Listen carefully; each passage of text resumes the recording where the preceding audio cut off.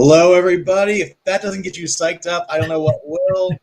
Welcome to another Tuesday night sketch show with me, Jeff Dunn, and my co-host over here, the man, the myth, the legend, Ken Carson, right there. How's everybody doing tonight? I see a lot of people are in the chat. This is great. Yeah. I saw before we even came on, it was kind of funny. Somebody had already made a claim, but I want to make sure somebody already filled out a Google Doc, which was a waste. Do not fill out the Google Doc unless you win a claim. So let's explain the rules real quick there. Exactly. I'm sure we have a lot of new people because we have a lot of new people who are joining because of Doug. So let's go over this before we bring Doug in and JJ. So this is a live claim show. So what we do is before we do any claims, we put a banner up that says claim. The first person to claim will get the claim. Obviously, there's going to be multiple claims, so we're not going to probably be able to do that. So how it works is the first 5 claims that we get, we're going to put in a wheel. We're going to do a wheel spin, and whoever spins the wheel and whoever gets their name come up, they're the ones who are going to win the claim. They can pick the character they want. They can fill out the Google Doc and pay for it, and then Doug will get started on it, and we'll get going, and it's going to be a fun night. And Doug's doing, they're basically 3 choices for sketches tonight, everybody. I wanted to point out there's head profiles, there are profile torsos, and their front torso. So it's basically $250, $350, $450 are the prices on that. And they're all 11 by 14. No, he cannot do smaller. No, he cannot do bigger. They're all 11 by 14. So please, put that out there on the front. And everybody be nice, and it's going to be great. We're going to read some stuff out of the chat, and I want to say hi to everybody. Hello, Ely, Ryan, Dustin, and look, and here's JJ, and hi, Steven, and hi. Listen, everybody, thank you guys so much for tuning in. JJ, how are you doing tonight, buddy? I was looking at I'm doing great. He's like, wait, am I here? Am I on the screen? What's going on? I know. I'm like reading all the chats, and I'm reading everybody's all the people I know. So I want to say hello to, like you said, Dustin. I've got the Puckett gals on here who just support everything we do. Absolutely. Dustin Whitney, just to Chris Fields, blah, blah, blah, everybody. And just to address this real quick, JJ. Yeah, you can basically, guys, there's so many people who are going to want stuff. When you make a claim, you get, if you're lucky enough to win the wheel spin and get the claim, once you get your claim, we're going to have to ask you to kind of bow out and allow other people to go in. We just do. Too many people are going to want stuff. Yes, that is a very nice haircut on JJ. I'm getting the haircut in 27 minutes, folks. Then I'll pop back in so and you can see if it was good or not. We'll get a thumbs up or thumbs down from everybody. Screenshot it. That's everybody screenshot it right now. We want the before and after. So take a look at that. There you go. Exactly. Okay. Well, I'm just going to jump in here real quick, and I'll let you guys answer these questions here in a minute, but I'll try and answer some ahead of time. First and foremost, really excited to have Doug on here with 4C. I really feel like this is the destination that we wanted to have Doug on. We've talked about this at length, but Doug has a relationship with 4C clearly. And I have one, and I can't believe Doug is doing this first and foremost, because I've tried to get this done for years. But of course, Ken Carson, I know you have dirt on him. I'm from Jersey. He knows where the bodies are buried. He knows where they're buried. And that is basically it, folks. I know where the bodies are buried. We're in the position we're in right now. So it's pretty exciting. And I'm going to tell everybody, look, not everyone's going to win a claim. There's a lot of people that have hit me up asking how does this work? They'll go over all of that. If this goes well, Doug has said he'll come back tomorrow night. If this goes well, there's the potential that Doug will come back next month. It's all about how well this goes, how excited people are, how much they want to be involved in this. And we're really excited about it. Tomorrow night, the guys will talk more about this, but I'm going to offer 10 mystery envelopes. 10. That's it. This is huge, guys. This is huge. They're going to be $500 each. I'm going to have 3 covers in there. I'll have more than that. You spend 3 covers out of the 10 envelopes. Yep. Mm-hmm. Ken will send them out. They'll be sealed. No one will know what they are. If you want to claim one now, feel free. I'm okay with that, but I'll start tomorrow night. But why not? I've also had the question asked, what about the 3 example pieces? Are they available? Yes, all 3 will be available when Ken or Jeff says that they are available. There is Batman, there is Wonder Woman, there is Superman. The prices are exactly what they are if you were to win one there. All 3 are what you get. So if you really wanted a Batman, when Ken says or Jeff says, hey, let's put those up, if you want to claim it, you can. The number 1 rule here is just follow whatever rules Jeff and Ken have. And the last one is Doug will try his best to do everything he can. Let him do his thing. Trust me, it will turn out awesome. I promise you. The guy is a perfectionist in everything he does. The last part is, if you're going to come and you have a character that you really want, DC usually works well, but we know the characters Doug has worked on. Yes, he can draw Spider-Man if you ask that. He can draw Hulk. He knows those. If you ask him to draw Nighthawk, probably not going to happen. And that's just the reality of it, because he can't reference back and forth. Right. That said, the guys know already. Try to have about 3 choices in your head so Doug can at least say, yeah, I can do that. If your number one is something he knows already, he'll do it. No problems. Absolutely. And ask questions. If you guys want to ask anything, that's what these guys are here for. And they're the 2 of the best hosts I've ever seen work with people. So that's it. I'm going to go get my hair did. And I hope that all of you have fun. And remember, if you don't win this time, we're back again tomorrow night. And we will hopefully be back again. There are no conventions right now for Doug and I. We are really focusing on the online presence and doing things. And we are not going to do this anywhere else but 4C. That wasn't a gang sign, but it felt like it. So that's where I'll end it at. And let's just bring the man on. They don't want me on. So see you guys. Well, there's the live claim. And let me just say this, guys. Claim now for your claim. Yes, you can claim on Facebook. Yes, you can claim on YouTube. But the most important thing is we're not going to accept any claims from anybody unless they are subscribed to the YouTube channel. You do not have to already be subscribed. If you make a claim and you win the claim, go ahead and subscribe and send a screenshot to Ken to show him you subscribed. We're fine with that. All right. But so you're not going to miss out. But this is the thing. We're not going to accept any. He's not going to draw anything unless you are subscribed to the YouTube channel for 4C Comics. So we appreciate that. There's about 50 claims on here. So I'm going to tell the lucky first 5 who they are. And then we're going to bring the man, the myth. There he is, the legend. Mr. Mahnke, how are you doing tonight, sir? Hey, I'm not hearing you on my mic all of a sudden. Uh-oh. How did that happen? Let's see. I tell him you're not missing anything. Do you have this one on? Can you hear us now? I'm hearing you through my other. That's all right. Is that amazing that we had this working perfectly? I think you did an interview with Graham Nolan, and same thing happened. We'll figure it out. That's all right. We're going to go through right now. If you can hear us on the other one, we got all these claims that I'm going to go ahead and read off the first 5 people who are going to be on the wheel spin, because let's let them know where they stand. So the first name, Ken, on your wheel is going to be Dustin. Then we have Stephen Curtis. Then we have Andrew Mackey. Then we have Robert hyphen Bagshaw, Acuna Bagshaw, I believe. And the last one for the first 5 is going to be CD Lentz. Hey, Ken, can you hear me? Yes. We can hear you. Yes. So you can hear me. I can't hear you through my headset. I wonder if it's hello? Yeah. We can still hear you. So this mic isn't working, but it was working before. The mic's working, but your headset is. Yeah, maybe it's you're not getting the audio. Okay. If you want to come out and come back on, you're more than welcome to give it another shot. Hold on a second. Absolutely. What's the last one? Say something. Hey, can you hear us? Yep. Well, now we lost. Oh, sorry. There we go. All right. Can you hear us now? Can you hear us now? No? I can hear you through this.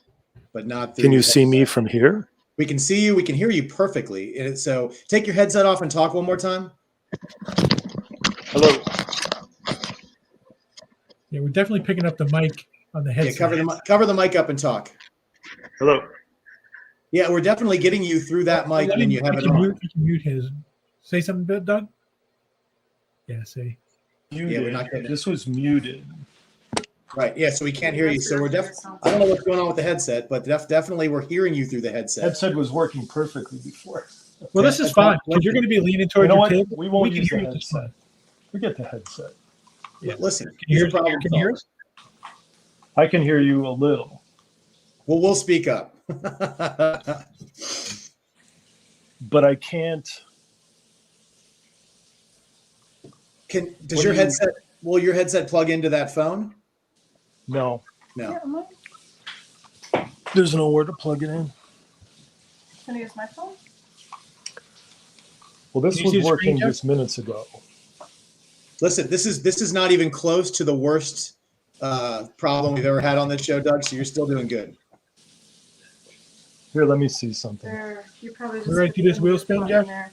Yeah. Let's do the wheel spin and make sure. Listen, everybody, hang around there because I'm going to tell you right now, Doug's going to be doing these sketches in about 20 minutes. So you're going to get everybody. We're going to get a lot more chances to get sketches. Yes. So the winner of the first sketch is going to be Stephen Curtis. So congratulations, Stephen, which is good for him. He's got to be going to bed soon. He's probably about midnight where he lives almost. So good time. So Stephen, let us know what character that you would like, or your top 3 characters, and whether you want a headshot, a torso. Can you guys unmute me and see if it works now? Yes. Can you hear us now? Anything? I still can't hear you through this. Yeah. That's crazy. It's It says your mic right isn't before we connected. went It can't only unmute you. Grab my glasses. Do you want to try to log off and log back in, Doug, on your headset? You know what? Once again, it's whatever works for you. Here, let's try this. Okay, how about just through my computer? I know we might get feedback, but can you hear me here? We can hear you fine. Yeah. But I can't hear you through my computer. Okay. I wonder why. Can you hear us? It's the mysteries of StreamYard. Listen, It says all the time. Am I muted or am I unmuted right now? I think we're hearing you through your phone, I believe. I think that's right. Your computer's muted. Can you turn your phone off? My computer is what? But it won't let me unmute it because your mic's not connected. I don't know if I can. Yeah, you can. Can you do it? Hold on, guys. Listen, this is all part of the live TV fun, so don't worry about it. We're used to this stuff. If your phone goes on speaker, then probably solve.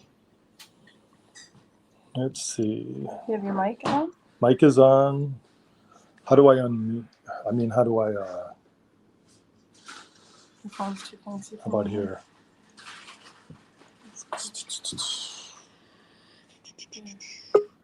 But I can't. Mic forward standard. JJ, don't shake your head, JJ. Don't shake your head. So let's go get Nick. Okay. We'll go get my 15-year-old. Well, this was all Doug, working before, as you know. That's the fun thing. So Doug, on your computer? Yep. Are you able to hear any sounds, or do you have? Nope. Your I hear computer nothing. muted? I hear nothing from my computer. Okay. Can you get into the volume though and turn it up, or no? It's turned all the way on. Okay. It says I'm muted. Ken, can you unmute him? You muted yourself within. So back out and come back in on your computer. Completely. Click the same link, and then it'll ask for camera and it'll ask for mic access. Am I correct, guys? Yeah. Yep. Hold on. Let's see something. Yep. Let me just see if there's a reason this is doing this. Yeah. Listen, when I used to do this show in the beginning on my phone, it would. All right. We would come on. I'm just going to completely come out of StreamYard. I'll just back out at the moment. I'll come back in. All right. Absolutely. Sure. Okay. Man, I thought that guy would never leave. Hey, careful. He's still on here. All right. Here we go. We're going to try it again. Hold on. So Stephen actually put his claim in. He would like either. Hold on. There's so many comments. I got to find it. It's not loading very quickly now. I got it. It's either a. How did I hit the mute button? I never even touched it. Well, it probably. Well, now hold on. Just check that first. Now it's not Curtis letting is me. like a Now it's not letting me enter the broadcast studio on my computer. Oh, finally did it. He says I had hit the mute buttons or somehow. I don't know. Well, if it brushes, you just have to allow access. Yeah, it should ask you if you'd allow access. You say yes to the microphone. Yes. Yeah, I'm just waiting. I'm just waiting for it to load. Sure. So, excuse me, what? So here are your choices. Stephen Curtis would like a front-facing torso. So that's, and he would like either Gladiator Hulk Gladiator Superman or Sinestro? Are you able to do any of those? Any of those in your Yeah, I could do all of them. I mean, a Gladiator. Does he want that specific? So, do you guys see me even trying to come on? By the way, It says device. You're in the studio, but it says device not connected. What device is not connected? The computer. Oh, now it's connected. What the heck? You need to connect your mic cam if you want to be added to the stream. Let's just unplug this first. Let's try this again. Yeah, you have to say yes to the mic cam. That's why it won't let me bring that computer on. Connect your mic cam if you want to be added to the stream. Listen, like a fine oiled machine we run here. That's how we do this. Everything is just, Start cam. What? What are you doing, man? Hold on. Command E.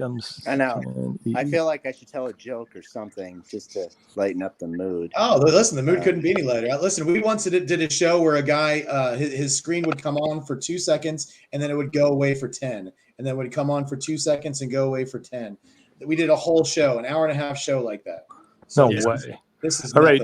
I'm gonna leave the studio one more time on my computer. All right. Sure. Let's just get the whole. I'm gonna click out of the whole. All right. Okay.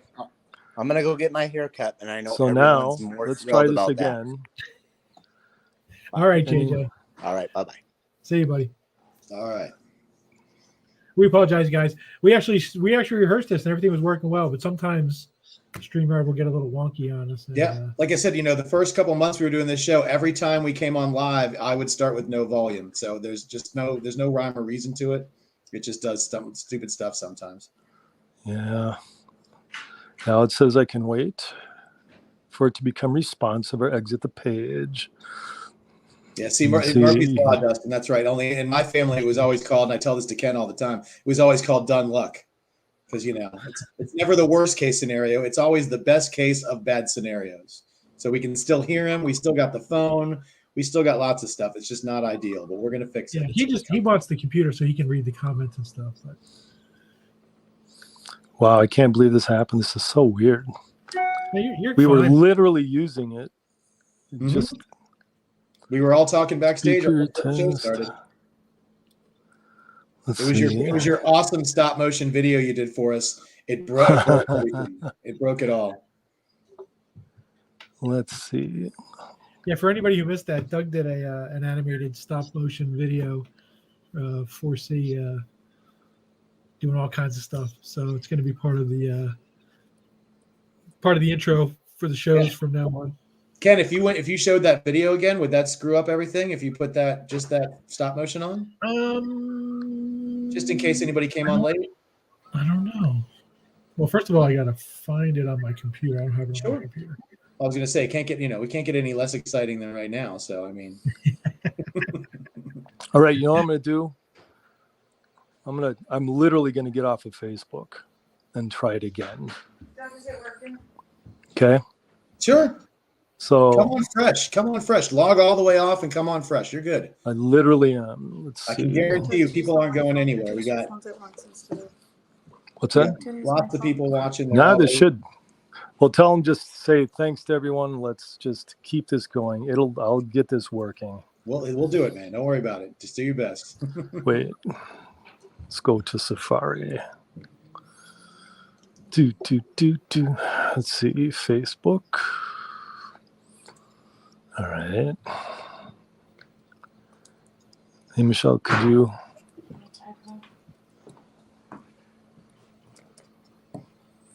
Here, do you want to just hold this for a minute? Sure. Say hi. No, Linda, I don't think this is our highest viewership ever. It's pretty high, though. It's definitely up there. So, yeah, we're imagine if we didn't have a blank screen for Doug, how many people would be on this thing? It'd be loaded. I'm working on it. It's like I said, we run into these little hiccups all the time. We're going to try this again.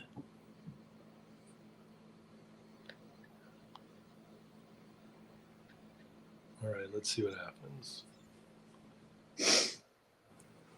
My browser doesn't support stream. No, you have to be calm. All right. Oh, for goodness sake.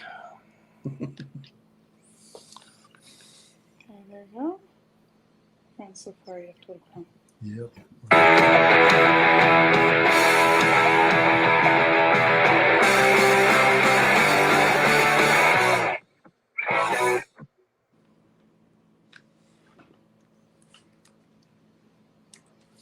And if this doesn't work, guys, then we'll just use my phone.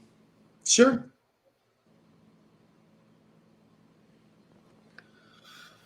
Or you can have your kids or something, keep working on the computer. Maybe you can always get it up at any time, whenever you find it. Let's try it one more time. Can you pause this too?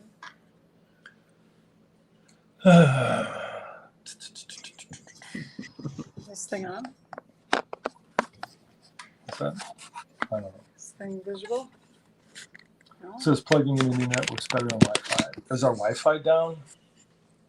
Did our Wi-Fi literally just go down? Is that what happened?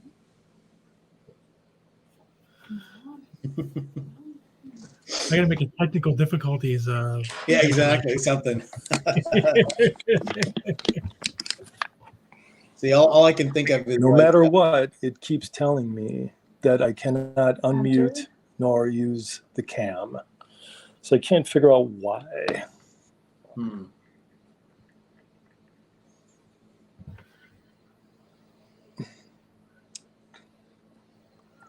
It's not muted. Yeah, enter the studio. See, like the little. It's just checking the camera mic. Okay, please enter the studio. For anybody who just joined us, we're just having a few little technical difficulties. We'll get on our way soon. So It says device bear not with us. connected. We've already got the first claim in. We're just waiting to get Doug so we can see either him or what he's drawing, and then we're going to get Well, started. then let's try. Lots of claims tonight, guys. So just bear with us. So do you see me trying to be added, but I can't unmute? Yeah, I have you on the in the green room, but it tells me your device is not connected because you have to get permission for your mic and everything. That's so weird. It won't let me. It won't even allow me to do it. Doug, let them enter you because you're backstage. So they Yeah, but they said that they can't enter me unless it allows my mic or the cam. Okay, I could fix this. Where's your iPad? Let's try a different device.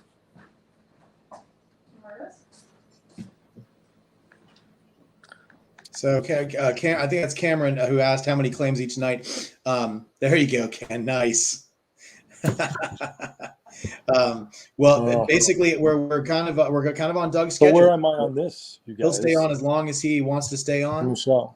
And so we're thinking it's going to be at least 2 hours, and then we'll see. And we're just going to keep checking in, and he's going to keep going. So like I said, we're doing 20-minute sketches, so that's you guys can do the math on how many sketches he can do a night. So and like we said, we do have those 3 sketches that he did for examples that we're going to be offering up at some point too. So if somebody maybe doesn't get a claim, they might get a chance to claim one of those. Now we're going to just try. I'm just moving to a different device. Sure. Why don't you just talk? Be on. Hey, how about if I just start drawing? There you go. Whatever you want to do. Listen, like I told you, man, this is nothing compared to what we've had to go through. All right. I'll be able to have hear internet. you, but I wish I could unmute you on my phone. I don't know why I can't. I mean, you're not muted, but I can't make you live, so I could hear you easily. Right. Do you have earbuds for your phone? No, unfortunately, we don't. Yes, We do? These are fair. Okay. Into what? Do jack on your phone? Nope. Too new of a phone. No, my phone is too new for that. Yeah, they don't have ear jacks on the newer phones. Of all the things that don't work. Here, you log in here. So I'm going to log in on my different device here. This is so much fun. Hey. We had it right. Isn't that amazing? It was working like seconds before. Tell everyone I apologize. Yeah, somebody call Moss and Roy. Somebody says in the chat. Yeah, did you try turning it off and turning it back on? Did you try that? Oh, yes. Did we ever? Oh, that's hilarious. We've done that about 4 times, actually. All right, well, let's see how this works on this different thing. All right, let's see what happens. Let's try this on this device. Like I said, if this doesn't work, you can always just just show what you're drawing, or show you, and every once in a while hold up what you're drawing. It really wants me to. No, this will work. It looks like it's going to work. I think he's having a hard problem hearing us. Yeah. Hey, look at that. Michelle, do you want to? No, I know we're going to get feedback for a second, so I muted your phone. You're good. No feedback anymore. He muted your phone. You're already good. Muted your phone. You're good. Can you hear us better on the computer? Just open it. Okay, now I can put this back.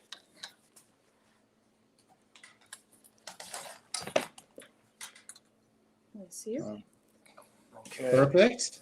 Can you hear us? That's the important thing. Can you hear us? Let's see. Yep, that's good. But can we turn my mic up here? Where's volume? It's your iPad.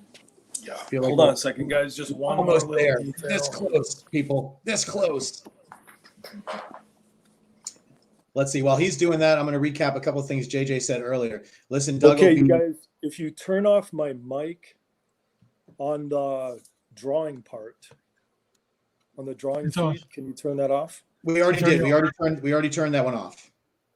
Oh, I guess I got to turn you off then, so that I don't get feedback. Yeah, JJ, just turn the volume down, I guess, on your phone. Hey, folks, we're almost there. Okay. Turn the volume down on your phone. You should be fine. There. Yeah. And you can hear us good on the computer? Yeah, really well. Awesome. Because it's an up-to-date piece of technology, unlike my other one. All right. So, we're back. All right. Like it never happened. Hi, everybody. Welcome to Doug Mahnke art sketch for Tuesday night. We've gone through our technical difficulties, and he got his first claim already. So he had chosen either a Gladiator Hulk or a Gladiator Superman or a Sinestro. Sinestro. So you choose whichever one you like. Gladiator Sinestro.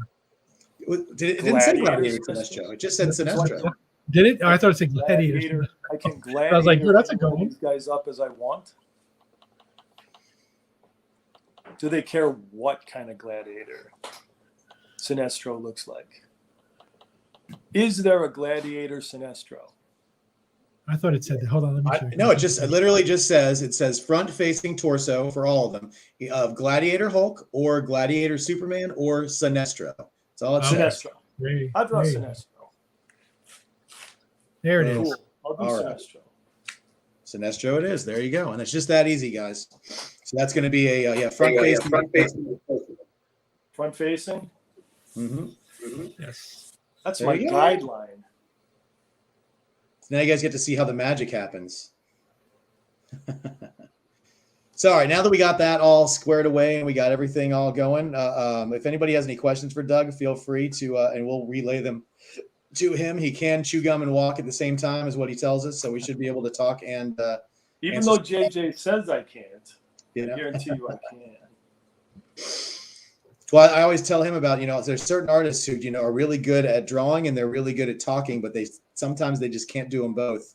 I love Jerry Ordway to death, but he'll stop in the middle of a sentence of drawing his autograph to answer a question because he can't finish. He has to stop and do one or the other. So you never know.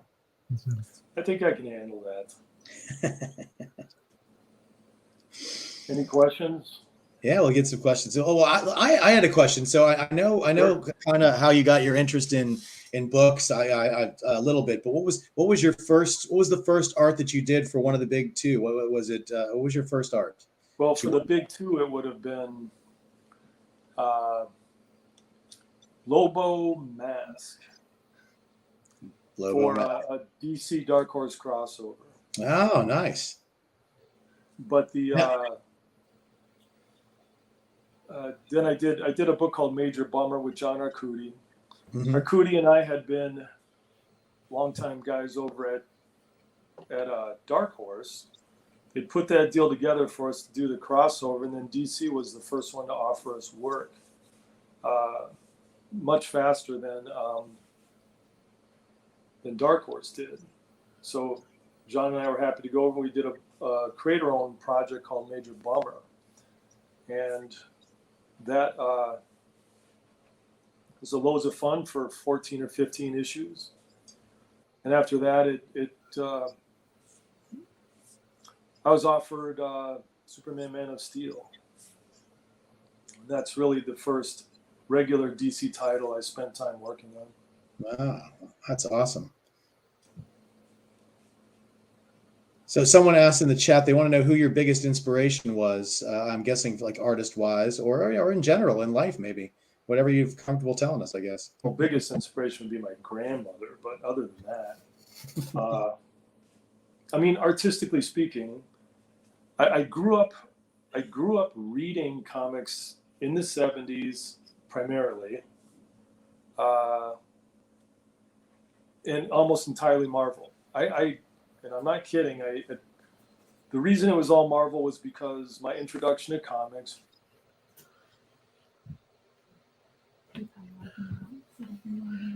A guy who, my parents, he was a rugby playing college student named Mike, and Mike read Marvel comics. He didn't read any DC, and he would just pass me his comics when he was done with them. Super nice guy, and he. So I didn't really know that there was something such as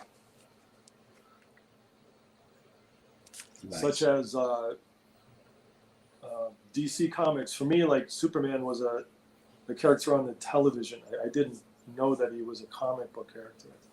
Same with Batman, you know. So it was all Marvel. So almost every Marvel artist in the 70s left some kind of impact on me. I was a Gil Kane, huge fan. Herb Trimpe, and a lot of people don't look at Herb as the high art of comics, but he was a fabulous storyteller. Loved his style. He drew nearly everything that I read at some point or another. So he was a big influence. In fact, I was very pleased that I got to meet him before he had passed away. Incredibly nice man. Amazing. Actually. Oh yeah, he's Ken's on his Mount Rushmore, man. He's right there. That's one of number one, because Ken's a big Hulk guy and he loves the Trumpies. Yeah, where would Hulk have been without Trimpe? Exactly. All of his pivotal work that he had done. I often flip stuff around so I can see how things look because my eyes are kind of wonky the older I get. So I can find areas that I'm, my symmetry, the symmetry tool in my eyes are messed up. So Patrick wanted to know if you've decided to pursue any NFTs for your animation pieces. I've been talking about it. I've been so busy. I don't have a lot of time to think about extra things. But I'm watching what other people do, and I'm highly intrigued by it. It's not an area of the world that I know much about, and I'm always trying to learn and see what other people are doing. So I think it could happen. Very cool. And I don't know if this is oversharing. Are there many people who, I have no doubt that I could sell a animated NFT. It probably wouldn't be that hard. It's just doing it in the right way and being satisfied with how I'm, what I'm using. I still don't. I've talked to enough people about it. I just have yet to really circle the drain and say yes, because I know there are people who have concerns regarding its energy product or the consumption of it when producing this kind of stuff. So that's all stuff I don't know very much about. Right. Yeah. James Last says he loves your work with Jeff Johns on Green Lantern. It's one of his favorite series. Oh, I had a great time working with Jeff. Amazing time. He he was such a force on Green Lantern. It couldn't have been a better time to have been doing that with him. It was magical, really. Producing an astonishing amount of work in 4 years. If you guys want to see what that looks like, actually.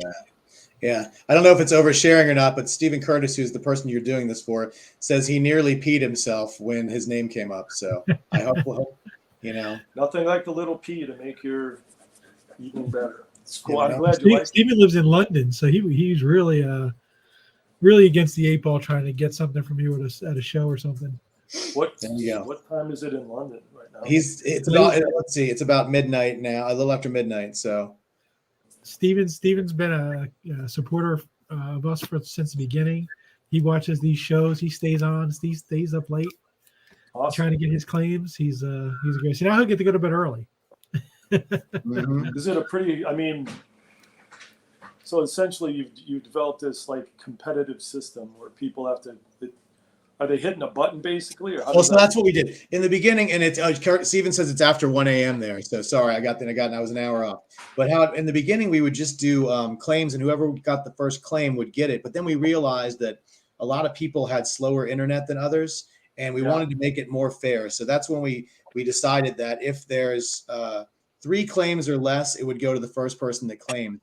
But if we got more than 3 claims, then we would do a wheel spin to make it a little more fair for those people whose internet may not be as fast as others. So just to get, to make it a little more competitive. Because, if you've got internet that's 2 seconds behind everybody else's, there's no way you're ever going to win, especially like on a night like tonight, when there's so many people that want a sketch. But you might be able to get in as one of the first 5. And that, we tried doing wheel spins with more than 5 people on them, but it just got to be, it was just ridiculous trying to do a wheel spin with 20 people on the wheel. So we just decided we take the first 5 names. It seemed the fairest way to do it.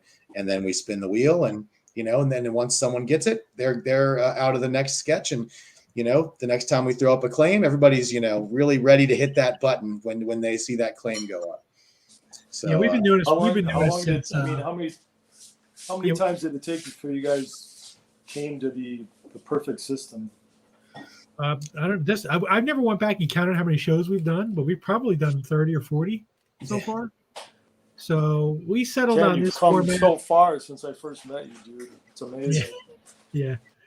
For those who are new, when you see the claim up there, the first 5 people who get the claim, are they're entered into the wheel spin. It's pretty simple. And we wanted it to have like a con feel, so you got to run up to the table and get on Doug's list. Right. Which you got, if it would like this. There it is. Look at that. Live claim. Let's see how fast people can hit the button. This is my favorite part. It's the run into the table. It's the let loose the Kraken moment. Monica's dropping dumplings everywhere right now. I know. Look, boom, here they come. 1, 2. Hold on. 5, 10. Okay. Yeah, I definitely jumped. All right. So that's how you got to be on your toes, guys. We're not gonna. If we announce when the claim is coming, people are going to be able to prematurely hit the button, and we want to make sure it's as fair as possible. So that's when we don't say we distract you before we put the claim up, but we really want you paying attention. We don't want you looking away. We want you on the ball. So let's see. I'm going to give Ken the list of the first 5 people for the next claim, and then as soon as and listen, and Ken told me we use this all the time. And Ken told me that he got this from you and JJ was when he thinks that a piece is, needs to be stopped working on and you need to move on to the next one. Ken always likes to say the famous line of, "That's looking good." That's looking great. Good. Yeah, that's looking great. But I've upgraded. Now I kind of just. Yo, the sign is real simple, B. It says wrap it up. Wrap that up, B. Wrap it up. The thing is, this is the first one out of the gate. You guys will have to give me a little bit of leeway. Yeah, we'll give you a little leeway. We certainly will. So here, Ken, if you want to, whoever wins the claim, we'll show them what they get. Go ahead. What do you got? So all right. So here we go. So here's the names, guys. For those of you, once again, I like to point this out. When we have it in the correct numerical order, how Facebook and YouTube works is the second you punch it in, it puts you right in the system. So your order may not be the order that we see. So this is the correct order, the order we're going to go by. So the 5 names I have is Dustin Whitney, I've got Nathan Henley. I've got James Last. I have E. Lee and Patrick Carter. Those are the names. So sorry to Andrew and Vincent and Avi and Christy and Linda and Rob. Again, once again, there's going to be plenty more chances to get in here. You're going to do the wheel spin now? You're not even going to wait? All right, Ken. He's ready to go.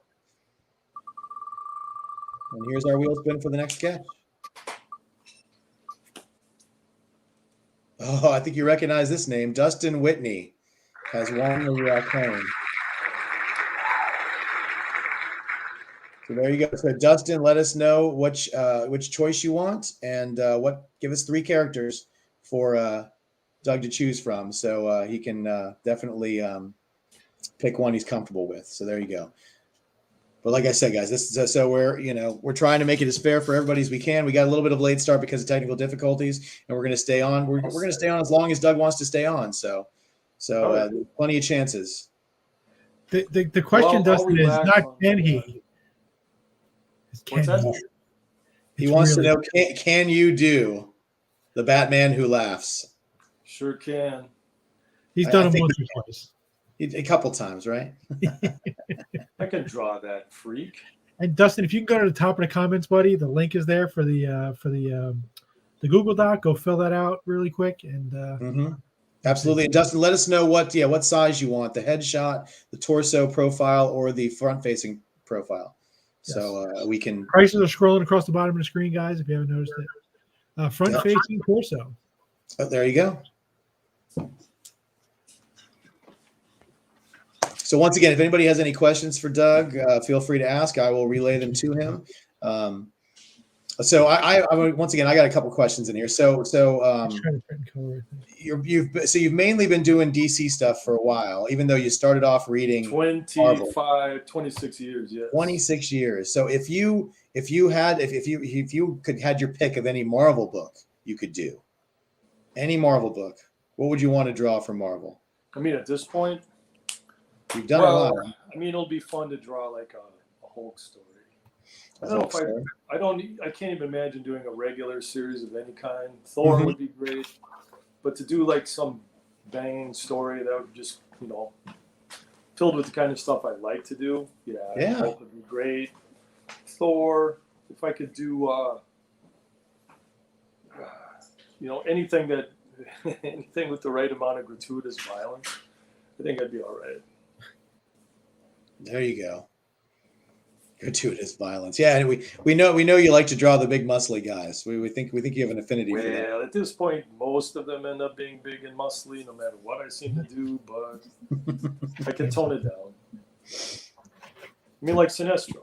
I mean, I kind of beefcaked him up a little bit in the book. He started off a little on the thinner side. I think he was training. Let's say Sinestro was training when he was in my hands. Oh, there's lots of people there in there. Someone's like the Hulk. Someone's like a Hulk story with Doug. Sign me up. I'd totally do it. Annika, who's one of our she does our oh shoot, I'm sorry, it's been a long day. She does a lot of our marketing stuff, a lot of our our Instagram and other social media. Yeah, she said maybe a lady version alongside the boy version of Thor. Because she loves her Jane Foster Thor, so Gotcha. I could do that. Yeah. See, let's see. Somebody said maybe the Punisher. Yeah. Oh yeah, I could do Punisher. I would not mind that at all. I got a fun story about Doug real quick. Sure.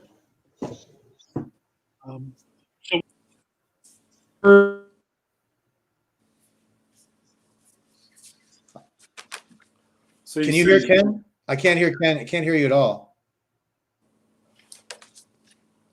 Is it me, Ken, or is it you? I can't hear you at all. Hear me now? A little bit. Keep talking. Hold on. Oh, there's a delay. You got a delay.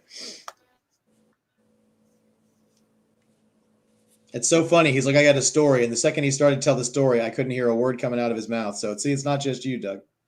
Josh, literally like minutes before we went live, everything was working just fine. It was perfect. What do they call that? A ghost in a machine. Yeah, exactly. Yeah, Ken, your audio is still dropped, buddy. Maybe you want to come out and come back in. Seems to be the way we do it tonight. How's that? Can you hear me And now? listen. Oh yeah, you're good. You're good. Oh, okay. Oh, so I was You going gotta to tell your family to stop downloading movies. I was going to tell you a little story about Doug real quick. When we first started working together, or just dealing with each other with JJ and stuff, doing the mystery envelopes, I purchased a collection of art from somebody, like 10 pieces. I got a deal on, right? Well, one of the pieces in there was a Batman, but the mask, the character of the mask. And I showed it to JJ, and JJ was like, Ken, I don't know when he did this. I mean, so I actually gave it to Doug, and he said it was one of the first con pictures he'd ever done or something like that. And it was an amalgamation of the mask and Batman. Yeah. That thing, that was, I would never even have remembered if you had not have brought that to me. Somebody said, Doug, tell us about all the art you had done in your life. I wouldn't have remembered that one. Yeah, but then when you saw it, you remembered it, right? Oh, yeah, immediately. It's funny. It's the ones I don't remember that I start to worry. One of the questions we always ask people are, what's the strangest thing anyone's ever requested from you that you maybe even didn't want to do because it was too crazy? The reality is I don't get out and draw a lot of stuff for people very often. So the lack of weird stuff, like people have probably asked me to do strange things, and I probably just said, I'm not going to draw that. What are you talking about? But for the most part, people have wanted just straight up stuff that I'm accustomed to, And when they let me kind of decide what to draw, like if they ask me to do the mask, all right, and I come up with something that I think is clever, well, that's usually the strangest stuff. Maybe it's the things that I come up with that are kind of weird. Part of doing the mask art, whenever I get a chance, is really just trying to do something I've never thought of before that is very mask-esque and entertaining. If I do it right, I'm entertained, and so are they. That's awesome. Yeah, you guys do. I hope everybody in the chat knows how lucky they are that Doug's doing this. He doesn't do hardly any shows, and next year we don't even know how many shows he's going to do, and he doesn't take commissions. So this is the way you're going to get him is through this, and we're just so happy that he decided to join us. Not a big commission guy, no. I'm so glad that Ken saw you murder all those people and knows where the bodies are. So we got you here. So we have somebody in the chat room wants to say something. Yo, the sign is real simple, B. It says wrap it up. Wrap that shit up, B. Ken, you're getting rushed by Mr. Carson there. He hit a 20-minute mark. Done. He said you got to give him a little leeway. It's the first piece. You got to I know. He's into it. He's into it. I know. I'm just doing my due diligence. JJ's not around, so. Mm-hmm. So we got a late start. So it's we are at around the 20-minute mark, but we did get a late start. So we can have around the 20-minute mark. Right yeah. now. Plus, it's when I was doing the examples. Honestly, I didn't have this camera in my face. And let's be real clear. The 20-minute thing is for Doug, because Doug won't stop. Right. So he's an artist. He wants to keep going. He keeps seeing things. Look, now he's drawing stink lines. I mean, he just keeps going. See, all right, and we also JJ pointed out earlier he wanted to make sure that sometimes Doug will go back in on this and do like some shading or something, yes. But that's completely up to him if he wants to come back and work on it later. So your piece might get a little enhancement later, but don't count on it. But it might, just because, once again, like we said, Doug doesn't like. We're basically forcing him to put these aside so he can do as many as possible. So. All right. So who is this for? That's for Stephen Curtis. Stephen. just so you know, I'm sure you're watching. I'm not going to hit it with an eraser right now. The reason is because I don't want any of these Copics to smear. So, for example, once it's set for a little bit, there's going to be black here. This is actually all going to be black through here, through the arms. I'm going to blacken in the costume. So, just so you know, it'll appear much more finished than this. But I don't want it to get messy, because these things will, on this kind of stock, the ink will somewhere inevitably not be ready to be erased. Right. But I'll make sure it looks great when it's all done. All right. Listen, he already said that he's blown away. Yeah, that's fantastic. Look at that. Cool. Wow. What can you do in 20 minutes? Well, there you go. One in the books. All right. So we're on to the Batman Who Laughs. Batman Who Laughs. And that's the same thing. It's a front-facing torso. Yep. Yeah, definitely. Congratulations, Stephen. That was good. You can rest your bed. You can go to sleep easy tonight. I'm sure you'll be up all night thinking about it, but you don't have to stay up. It's already after 1 o'clock in the morning there, so now you can rest easy, sir. But let's see. We have a couple other questions here. Let's see. Somebody asked if has anybody ever asked you to do a manga anime character before? Actually, yeah. I've been asked to do all kinds of stuff. It's anything like that is fine. It's if they want me to do it, and if there's a reason to, that I'm free and I can get the reference at a convention, or they provided it. I don't have any problem with that. Yeah. And then somebody asked if you'd ever drawn Nightcrawler before. Well, in as many years as I've been doing conventions, and to be honest, yeah, I don't do that many. Mm-hmm. Yeah, I think I have. Yeah, so there's not a lot of characters you haven't drawn from the major characters, I would imagine. Yeah, if it's a major Marvel or DC character, I've done it at some point. We had somebody who said they'd love to see your version of Judge Dredd. I've done Dredd. See? Stuff like that, fun. So tell us a little bit how much you're enjoying the new Swamp Thing you're working on. That's what I want to hear about. Oh, it's a blast.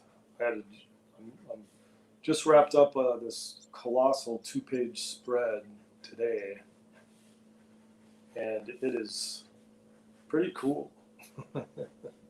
Wish I could show it to you. Yeah, we wish to. Oh, well, we did get to see a cover you did for a one of those 80-page books they do at the Walmarts. That was an older Swamp Thing piece. We actually saw that one in person. JJ showed us, and that was just gorgeous, man. Thank you.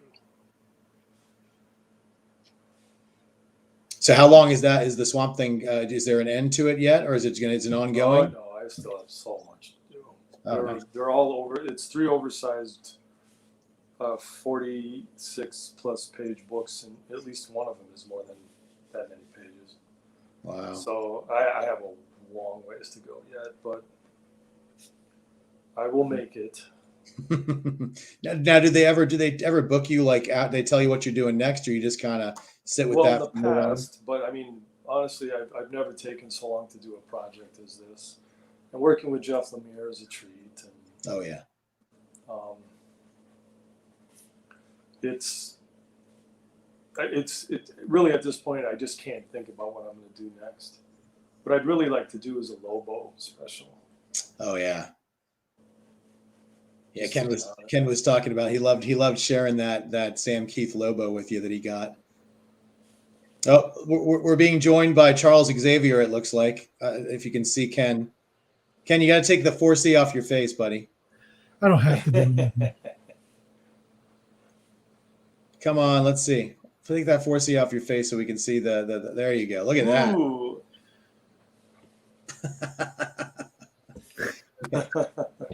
Yes, Ken went to a show this weekend and he picked up a few treasures. Yeah. I didn't tell you the story about this one, though, Jeff, did I? All I know is I called you and you had it on your head and you said, I knew you were calling. And I was like, oh, he's plugged in. Look out. So I had it. It didn't have a stand with it. I had it on my desk, and it rolled off and shattered into like 6 pieces. Oh my goodness. So I had to glue it back together. So it's got like cracks in it and stuff. You got the right kind of glue, that's for sure. Listen, it's war used, man. It's okay, you know. We got to get Doug one of those baseball ones you're wearing there, Ken. Check out that 4C one, Doug. Check out that jacket. Look at that bad boy, huh? I'm still here, you guys. I'm just doing something quick. Sure. He's got on this awesome 4C baseball jersey. The scratches on it now, like Wolverine took a chunk out of him. Yeah, man.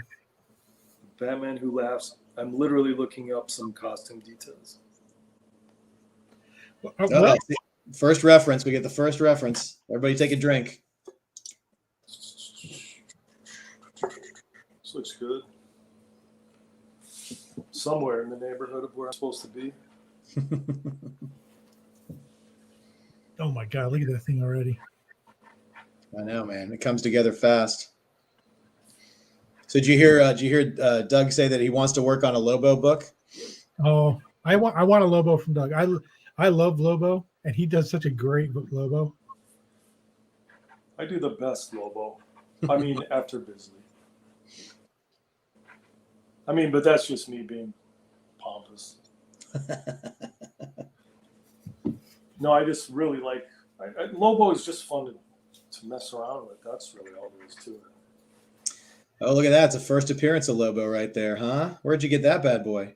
It's Bill Morrison's. Oh. It was Bill Morrison's.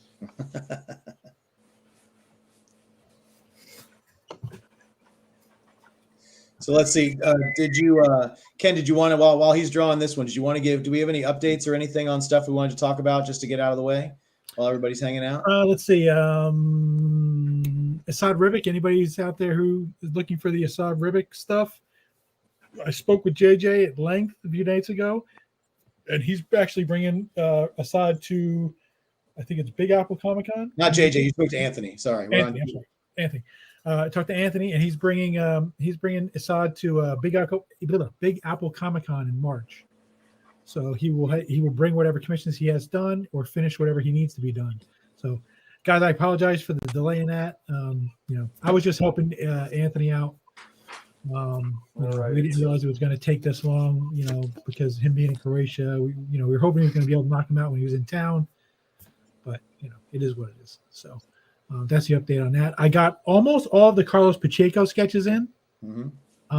Almost. I'm missing, 8 to 10 of them, which I knew he hadn't done yet. But a lot of them have been shipped out. Where are the ones that we? I can show some of them if anybody wants to see some.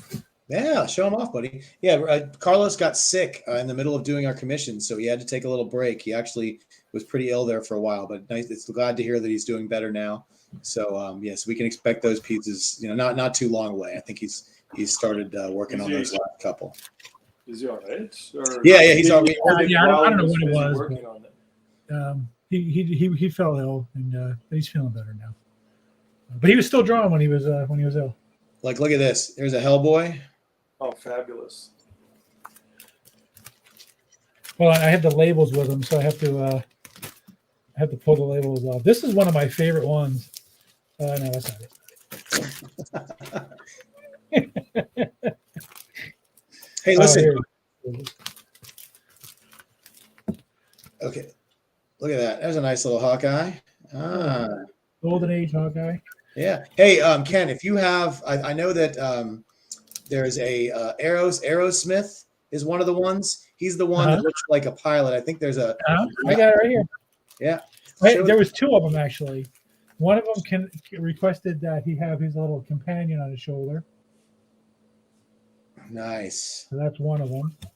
And then the other one does not have the companion. Okay. Well, I spoke to somebody. I hope I didn't tell him that was the wrong one. So, but there's a little more detail on the one that doesn't have the companion.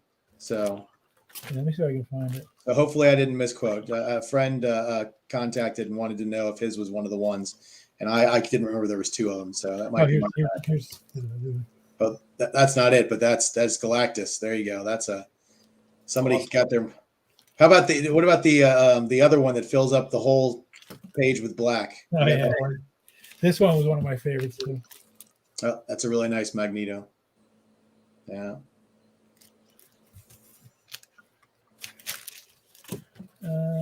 Hold on. Oh yeah, I gotta show this one too. Jesus, look at this cat. Oh yeah, that's gorgeous, man. And the Baron Zemo is All right, look for the one you're looking for. Stop talking about it.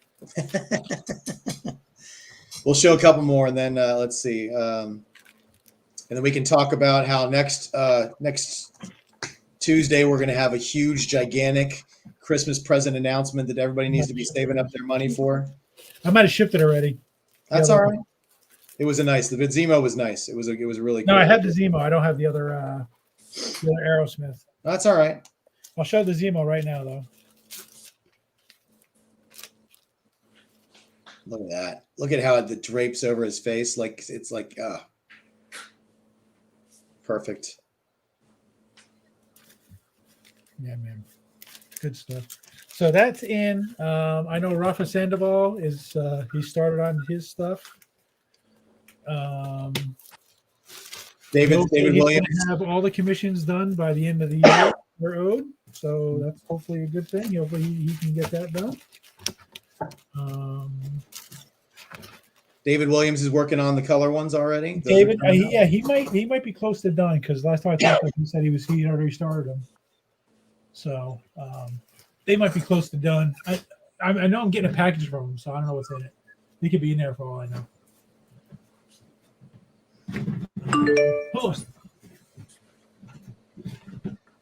The Andy Kubert stuff, I just got a tracking number tonight, so it's on its way. So there you go. So the Kubert stuff should be there sometime, probably this week. And then as soon as we get it, we'll show off a couple pieces and then we'll ship it on out. So that'll be cool. And like I said, next Tuesday, just like tonight and tomorrow night, you guys do not want to miss our show for our huge, gigantic, enormous announcement for another commission and opportunity. It's gonna blow you guys away. If you think you've seen our best, we're gonna break it. We're gonna break the comic art world again. So stay tuned. We're definitely ruining the hobby. No, I'm curious. Yeah. And then and like I said, tomorrow night we're gonna do. Doug's gonna have if he's gonna join us again, and we're gonna have some mystery envelopes. And there's only gonna be 10. They're Doug Mahnke mystery envelopes. There's gonna be they're $500 a piece. But they're all going to be filled and packed with tons and tons of great stuff. And you get a chance to win not one cover, not two covers, but three. He's going to put 3 covers in these mystery envelopes. So out of the 10 envelopes, 3 covers are going to be in there, are going to be in different envelopes. That's going to be the odds are good. That's a pretty good deal. And with all the other Mahnke art and stuff you're going to get in those prints and everything. I don't know what JJ's planning on putting in there, but I'm sure there's going to be multiple pages and prelims and maybe sketches. There could be all kinds of stuff. Who knows? Well, Patrick, we want to make sure that we don't want to show everything off from the Kubert sketches because if we get your piece and you want us to show it off, that's fine. Some people don't, they want to be the ones to show off their stuff. So we try to show. We'll definitely show some of them, but we'll usually try to get permission from people before we show off a bunch of stuff, unless we feel like it's something we can show. But we just don't want to show everything because it kind of takes the thunder away from somebody who maybe want to show it themselves. So, and I actually have people who don't want to see it. They'll tell me, I don't want to see it, and send it to me without showing it to me. Right. So I have to be careful with that sometimes, because I don't want to make a mistake and show something that it wasn't supposed to. Yeah, but there you go. But like I said, the tracking number is in. It's on its way to Ken. So that stuff will be going out soon, and hopefully just in time for Christmas. We'll see. And then that's most of the announcements. And then remember to join us if you can. And we're going to be in New Orleans on the first the weekend of the new year, and that's going to be a fun show. Larry Stroman's going to be there. Russ Braun is going to be there. Ron Wilson's going to be there. It's going to be a great show. We're doing a private signing with Captain America himself. Anthony Mahnke. So if anybody wants us to get something signed from him, just go to our Facebook page. You can claim it right there. And we're going to be going up to Captain America himself, so we can get a comic signed for you, or maybe a picture or something. Or if you got time, you got until January 1st to send us in something if you want him to sign that for you. So that's kind of a cool thing. And someone's asking if Doug will do Marvel characters if he's familiar with them. We just don't ask for an obscure X-Men or something like that he's never drawn before. It's got to be something he's familiar with. That's all. Right. If he doesn't know the character, he's going to say no. So have a few ideas in mind. Right. We're asking that anybody has like 3 choices in their head, and they can't all be obscure characters. You got to pick something that's going to be, in everybody's wheelhouse, basically. So it can't just be, 3 obscure characters. But I'm pretty sure if you just pick characters within reason that you enjoy, he'll know how to do at least one of them, and he'll be happy to do it for you. How are you guys doing there? Listen, that you're killing it on this piece too. Oh, Telephone ring. Somebody's getting all the phone calls. I'm not as popular as you guys. I'm jealous. As soon as my wife leaves, phone lights up. Oh, what's this? Another claim? Are you kidding me? This is my favorite part. It's the run. It's the jump for the table. I can't wait to see. Holy cow! That filled up my entire screen all at once. That's crazy. All right, I guess I can take it down now. Holy cow! Oh my God, that must have been like 20 claims. All right, so you guys know, and I've said this before, I'll say it again. For anybody, we do a live claim system. We do a wheel spin. We pick the top 5 names on our screen. It's on our screen. Our screen orders everything correctly. Facebook and YouTube make it look like everybody is at the top of their own list. That's how they do it. So these are the names I've got. These are the claims I've got. This is the order I've got. You ready, Ken? I am ready. I got Misty and Christy Puckett. I've got Vincent Contras. I've got Ignite Gaming. I'm so sorry your mother named you that. I've got Dylan Humber and Eric Guntherson. That's my top 5. Sorry to Andrew Mackey, there's like 30 people here. To Nathan, to Ely, to James, to Linda, to Tony, or Tony twice, it looks like almost. Robert, Ely tried twice to get in there. He's doing this guy's on 2 devices. He's doing one on Facebook and one on you. See, some of these guys are taking shots. I tell you what. But and let's see, I'll let you know what the claims are just to see if any internet is faster than others. Or any system. Let's see. It looks like the winner is so close, Dylan, but Eric has got it. Eric got it. But it looks like everybody who's getting the claims is on YouTube. So that may be today. That might be the fastest way to get. The Facebook might be a little bit slower. It looks like it looks like most of the Facebook claims are coming in at the bottom of the but there's only a few people watching on Facebook, so that's great. And remember, anybody wants a claim tonight, the only thing we ask besides going over there and filling out that Google Doc right away is you have to join our YouTube channel. You can't just watch on YouTube. You can't just claim on YouTube. You need to join the channel. So if you haven't already joined, join now. Tell a friend. We're trying to really get this YouTube channel going. So that's the one thing that we've got for tonight's claim show. So everybody stay tuned. He's literally doing a sketch about every 20 minutes, and we're going to go as long as Doug wants to go. So please, don't tune out. Pay attention. You can kind of get a feel for when the claims start coming. You know when he's been on, working on something for a while. Ken's going to sneak in with that fast claim. So he doesn't hit me with it lately. So the sign is real simple, B. It says wrap it up. Wrap that up, B. So all we need to know from Eric is what he wants and whether he wants a headshot, a profile torso, or a full torso. So I'm going to scroll back and see if I missed it while all the claims were coming in. Let's see. This is for Eric. Boom, cut the check. Cut the check. That's right. Cut the check.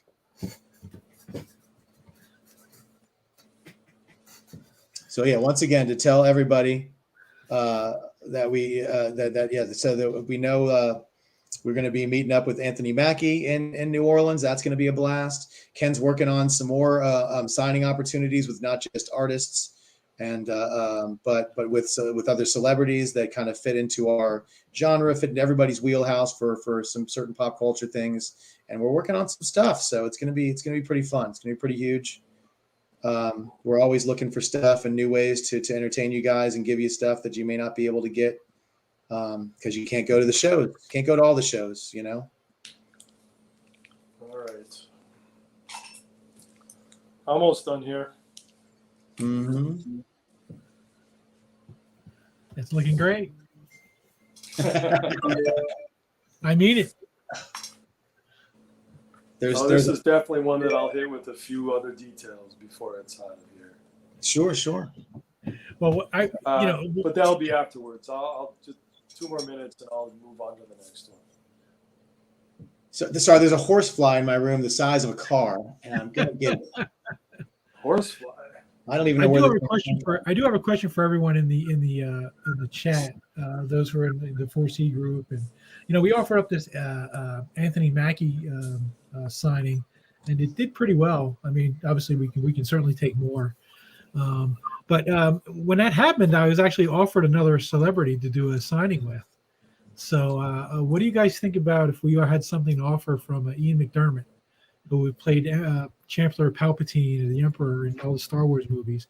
He's the only guy to play that character, I believe, except for the guy who played him in The Empire Strikes Back briefly as a hologram. But he played that character in Return of the Jedi and all the prequels and all the sequels. Yeah. So he's the character. So tell me in the chat, guys, what you guys think about that. Ian McDermott. It's going to happen probably in late April when we do it. So, and you'll be able to send things in. So if you have Star Wars stuff, posters, vehicles, figures, whatever you want, we'll be able to do all that stuff. And so, yeah, see if anybody's interested out there. Tell us what you're thinking. And would you like us to try to start doing more things like this, offering up autograph opportunities of non-creators, but people in the, all right, pop culture realm? Sure. So let us consider this one wrapped for the moment. It's a wrap. That looks perfect. Did Dustin? Who had the last claim? This was Dustin. This was Dustin's. The one we just got was Eric. Eric has said he wants torso front-facing beast from Invincible. Battle Beast from Invincible. Do you know? Are you familiar with that character? You know that, Doug? Well, I did that little animation of Battle Beast.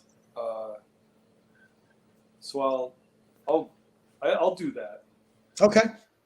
You got lucky. You got lucky, Eric. We want you to try and pick 3 characters. 3. Which version? Let's see. We'll just wait for Eric to answer. It takes about 45 seconds for the lag to get out. So, which version of Battle Beast? Facing? Oh yeah. Oh, it's a front-facing torso. Okay. So one of the same. Let's pull up a Battle Beast reference just for. I mean, I know basically what he looks like. Sure. But it doesn't hurt to have a little something extra. Hey, Doug, Josh Brand wants to know if you could talk about Roy Thomas as an inspiration. Huge inspiration. What did Roy not do? That's a question. Oh, yeah. We were at Planet Comic-Con, and he was right near Doug's table, right near Bill's table, too. Mm-hmm. And that guy had a line there. Never stopped. Never stopped. It was crazy. Yeah, well, he wrote some of the classic Marvel books. Speaking of writers, okay, cool. Next week, guys, you'll be the first ones to hear this. After we make our big announcement at 7:30, and we hoot and holler it up and answer a billion questions at 8 o'clock, we're having Chuck Dixon on. Yep, writer Chuck Dixon. You got Chuck. Yeah, Chuck co-creator and I worked of together Bane is going to be on the Chuck show. Chuck and I did a book years ago.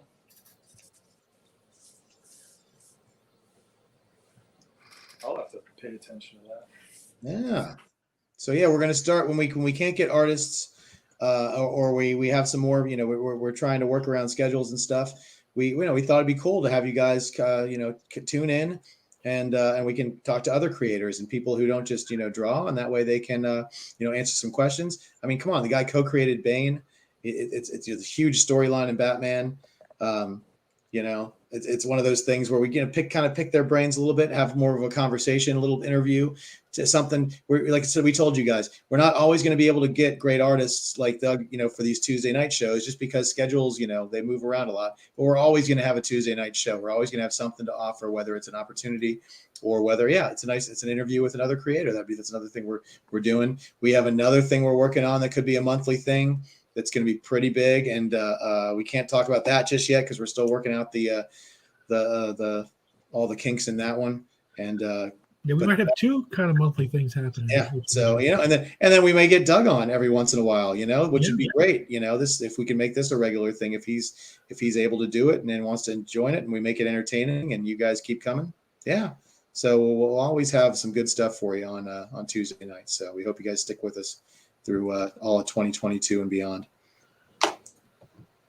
Oh yeah. Any more questions from anyone? Oh, I never did finish totally answering you regarding. So Herb Trimpe, big influence. Let's see, we had stopped it there. Mm-hmm. Yeah.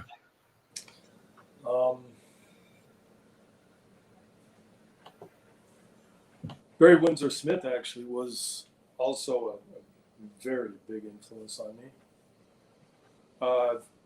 Starting because I read, the first 20 issues of Conan and watched his evolution as an artist, just crazy.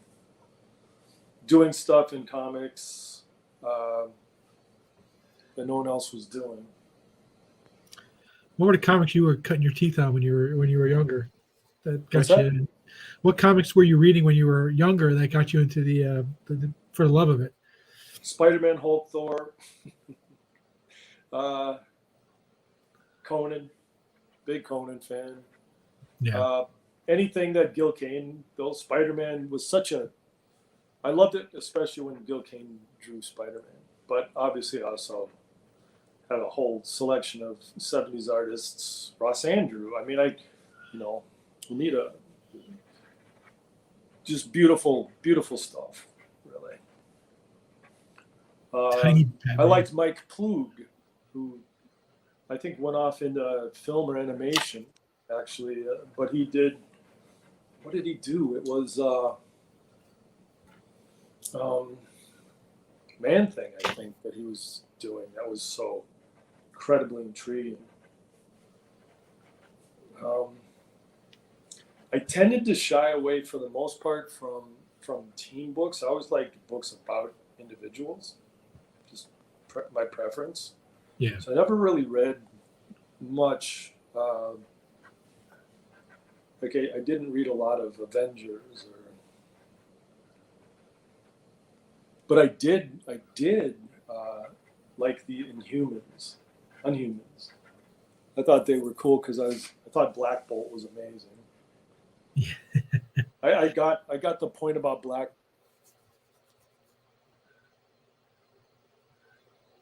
I think you froze up there. He couldn't see. Like the vision of him standing on a mountaintop and just so much as a whisper would bring down an entire mountain. I thought that was amazing. That's great. Never read an X-Men book back then or anything like that. Oh, really? Never an X-Men book? Later on in life I did, but not then.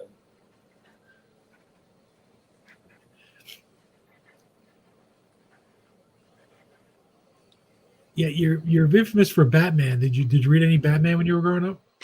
No, because I didn't. To me, Batman was a TV show. I watched Batman. True. I didn't realize really that Batman was a comic book.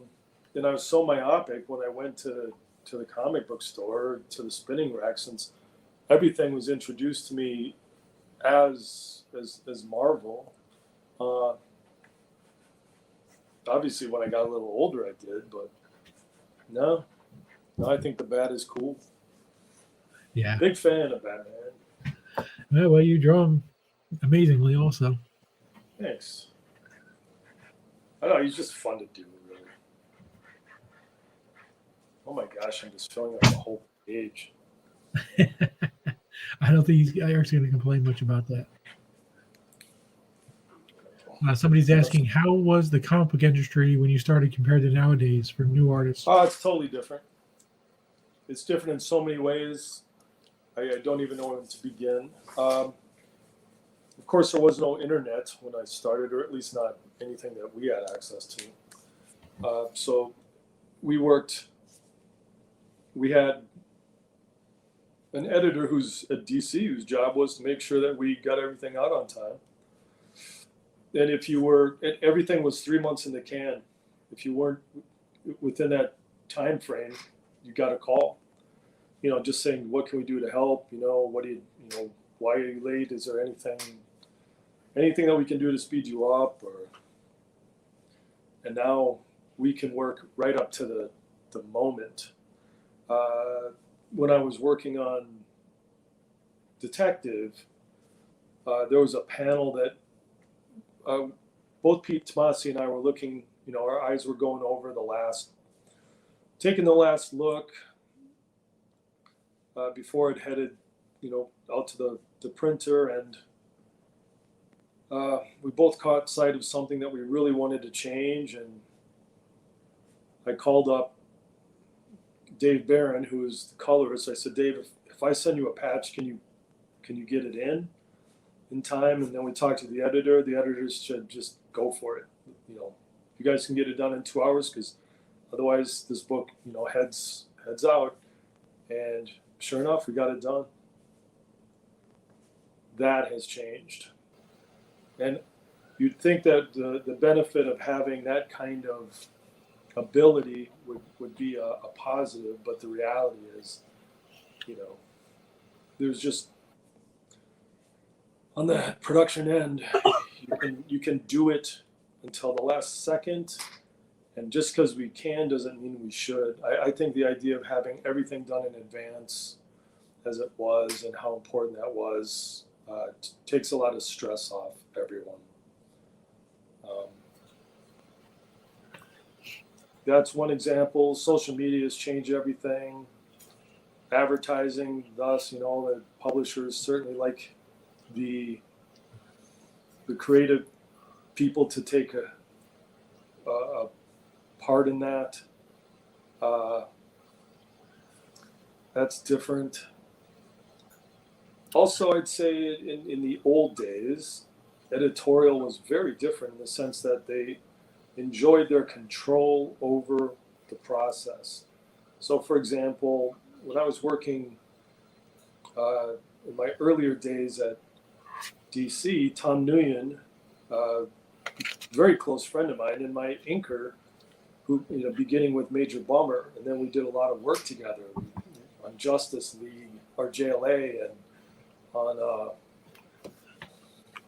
the creator-owned book that we did, Major Bummer, and just on Batman, all this stuff that we had done. But we were friends, and we saw each other every week. We'd get together, and I'd hand him the pages, and it took a while for the editor. The editor always wanted that, that card in his hand, the communication between, regarding the book. And it's like, I don't think they understand that you and I talk every day, So that was something that they really enjoyed, and it wasn't a bad thing. I think Tom is watching. What's that? I think Tom was watching. He said, "Hey, that's me." Oh, is he there?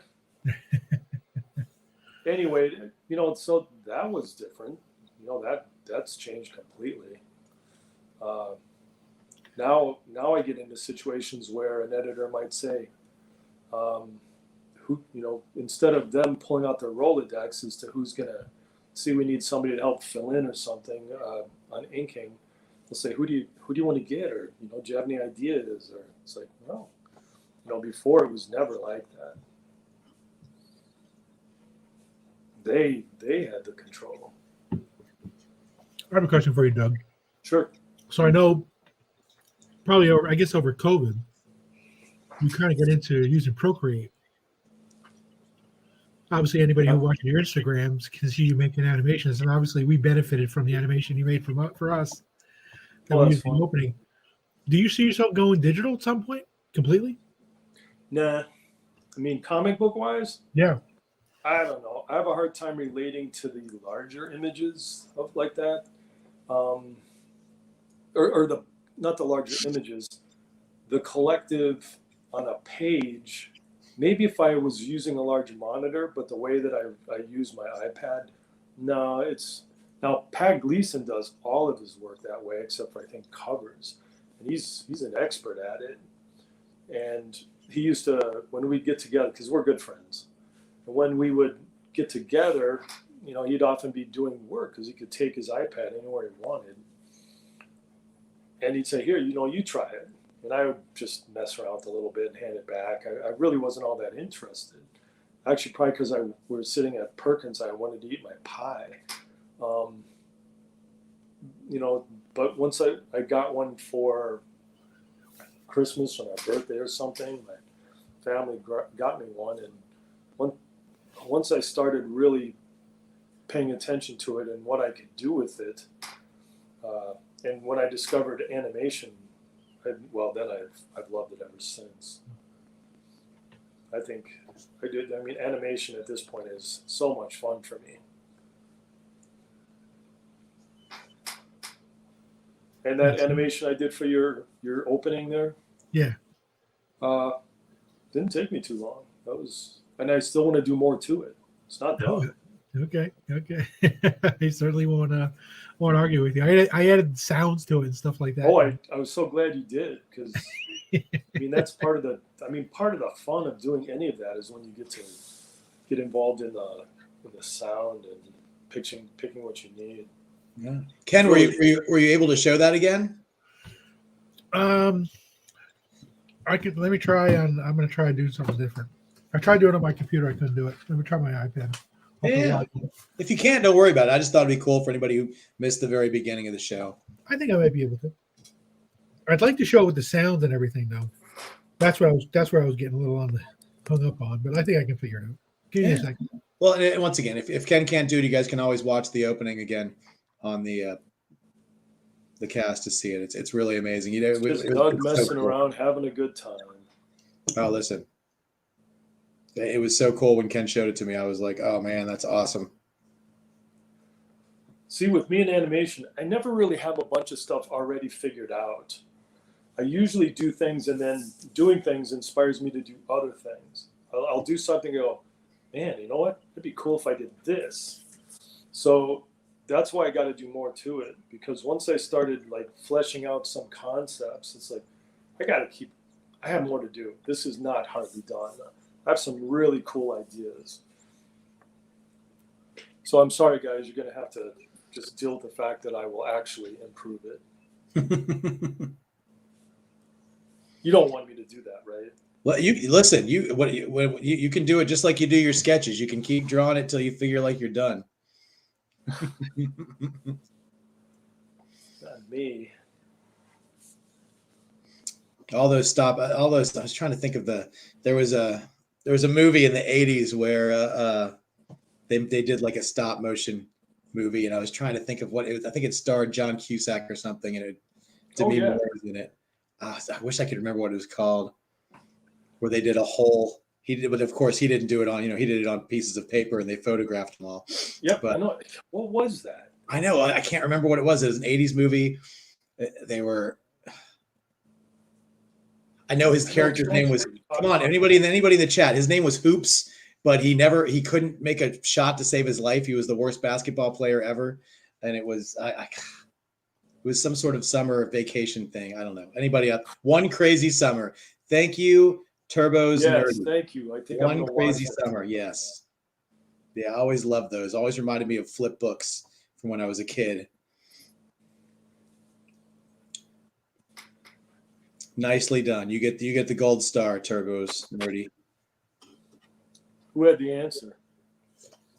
Their name is Turbos Nerdy. Once again, Thanks, your parents Turbos. must have hated you to give you that name. I don't know. These people have the most unique names in the business. I tell you what.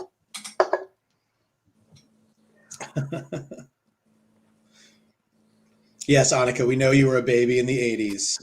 We're all old. We know you're super young. Yeah, 80s. Yeah. What a time to have been born. Listen, we're a very unique crowd right here tonight on air that we can all say probably. I don't know if Ken can. I'm pretty sure you can. Did you see Star Wars in the theater, Doug? I saw it. Okay, a family that lives in Omaha, Nebraska, and I would go, and one of my god sister, Diane, and we watched it. It played in the same theater for 2 years. Oh yeah. We just every time I came into town, we would go see it. Yeah. Can you imagine just what that copy was like after 2 years? How damaged that thing was. Well, I can imagine because I think when we had our copy for home use, which we had on Betamax, I think we taped it off of HBO. I think that's how you got your home version of Star Wars the first time you were able to watch it at home. And I think we watched that thing so many times that it just didn't even look like a movie when it was done. So I can't even imagine like a film reel. Oh my God. I still have a little faster, I think. Yeah, I still have a 15th anniversary somewhere on VHS, even though I don't have a VHS player anymore. Does anyone? No, well, the thing about it is, I think it's the best way to watch it. It's not letterboxed. It's square, just like it was on my TV when I was a kid, and it doesn't have any of the late 1997. He made all the Ultimate Edition changes to it, and I'm like, no. Han Solo shot first. He didn't shoot second. Yes. You can't change that. You can't make his head move sideways. It doesn't work. You can't make us forget that moment. No. Well, that is just looking great, I have to say. Look at that thing, man. Not too bad. Not too shabby. I'm going to hit this with a little black, just some. There'll always be more. Mm-hmm. And then we'll move on to the next one. How does that sound? Yeah, we don't even have a next claim yet because Ken's been I distracted Ken by having him try to find that video. So now you guys everybody's going to be right on there. Oh, look at that. It's already out. He's that fast. While I'm talking, they all had their fingers on the button. I can't wait to see my screen fill up with claims. Any second now. Boom. There they all are. There they are. Wow. All right. We got our 5 people. I hope hopefully let's take a look. All right. Ken, you can take down the claim, and I will read the names off. Ken's multitasking. He's doing like 5 things at once over there. He's a talented man. Yeah, you're going to have to give me a second. Hold on. Yeah, I will read off the names to the people just so you can know. This is the order I have them in. These are the names that are getting the next chance. It is Misty and Christy Puckett. It is Ignite Gaming, Nathan Henley, James Last, and Patrick Moore. Those are your top 5. Those are going to be the ones that are on the wheel spin. So guys, start thinking of your characters. Start thinking of whether you want a profile headshot, a profile torso, or a front-facing torso. The prices are at the bottom of the screen. All sizes are 11 by 14. And Doug is just moving right along here, man. This is great. And there's your wheel spin, and the winner is James Last. You are first. See what I did there? All right. Well, James, just make sure you fill out that Google Doc right after you tell us what you would like Mr. Mahnke to do for you.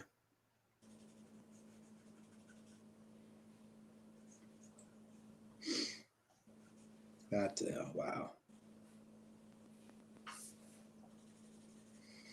Yeah, 0 for 2, Nathan. That's all right, buddy. Listen, just keep plugging at it, just like Doug is, and like I said, he's gonna do. If you can't do it tonight, that could, man.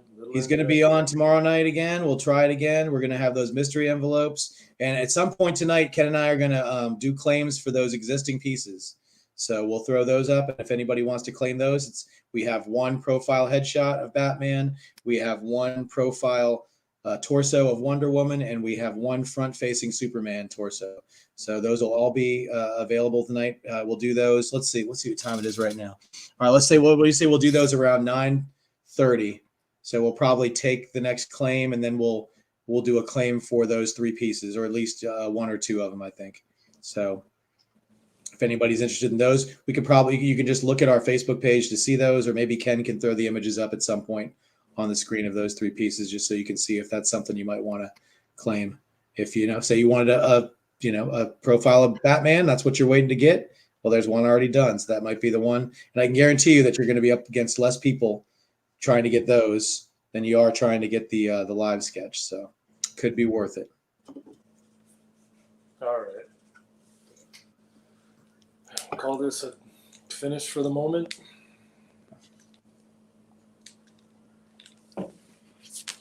Oh, all right. Let's see. That's beautiful, man. That is beautiful. Wow. You got my screen sharing? All right. You can watch this awesome video that Doug made for us. Check this out, people.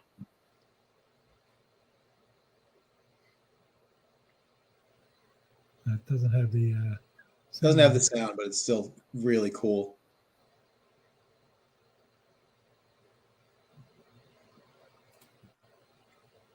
It's much faster on the original. You guys just have to watch at the beginning of the show, but it's just awesome. You can get a little kind of feel of it from that one, but to watch it live when the show started with the music Ken added in, it's perfect. Thank you so much for doing that for us, Doug. Oh, you got him muted. Doug's muted. Uh-oh. Hold on. Ken, can you unmute him? Hold on. There you go. Hey. We got you. I don't know. I think when the video went up, like I said, we used to have problems like this with mine all the time in the early days. So we won't do the video thing anymore. That seems to be something that's messing up the connection. So, but we're still waiting on. Let's see. We're still waiting on the winner to tell us his choice. That was James. So James, what did you choose? Let's take a look. He said he can't get to the Google Doc.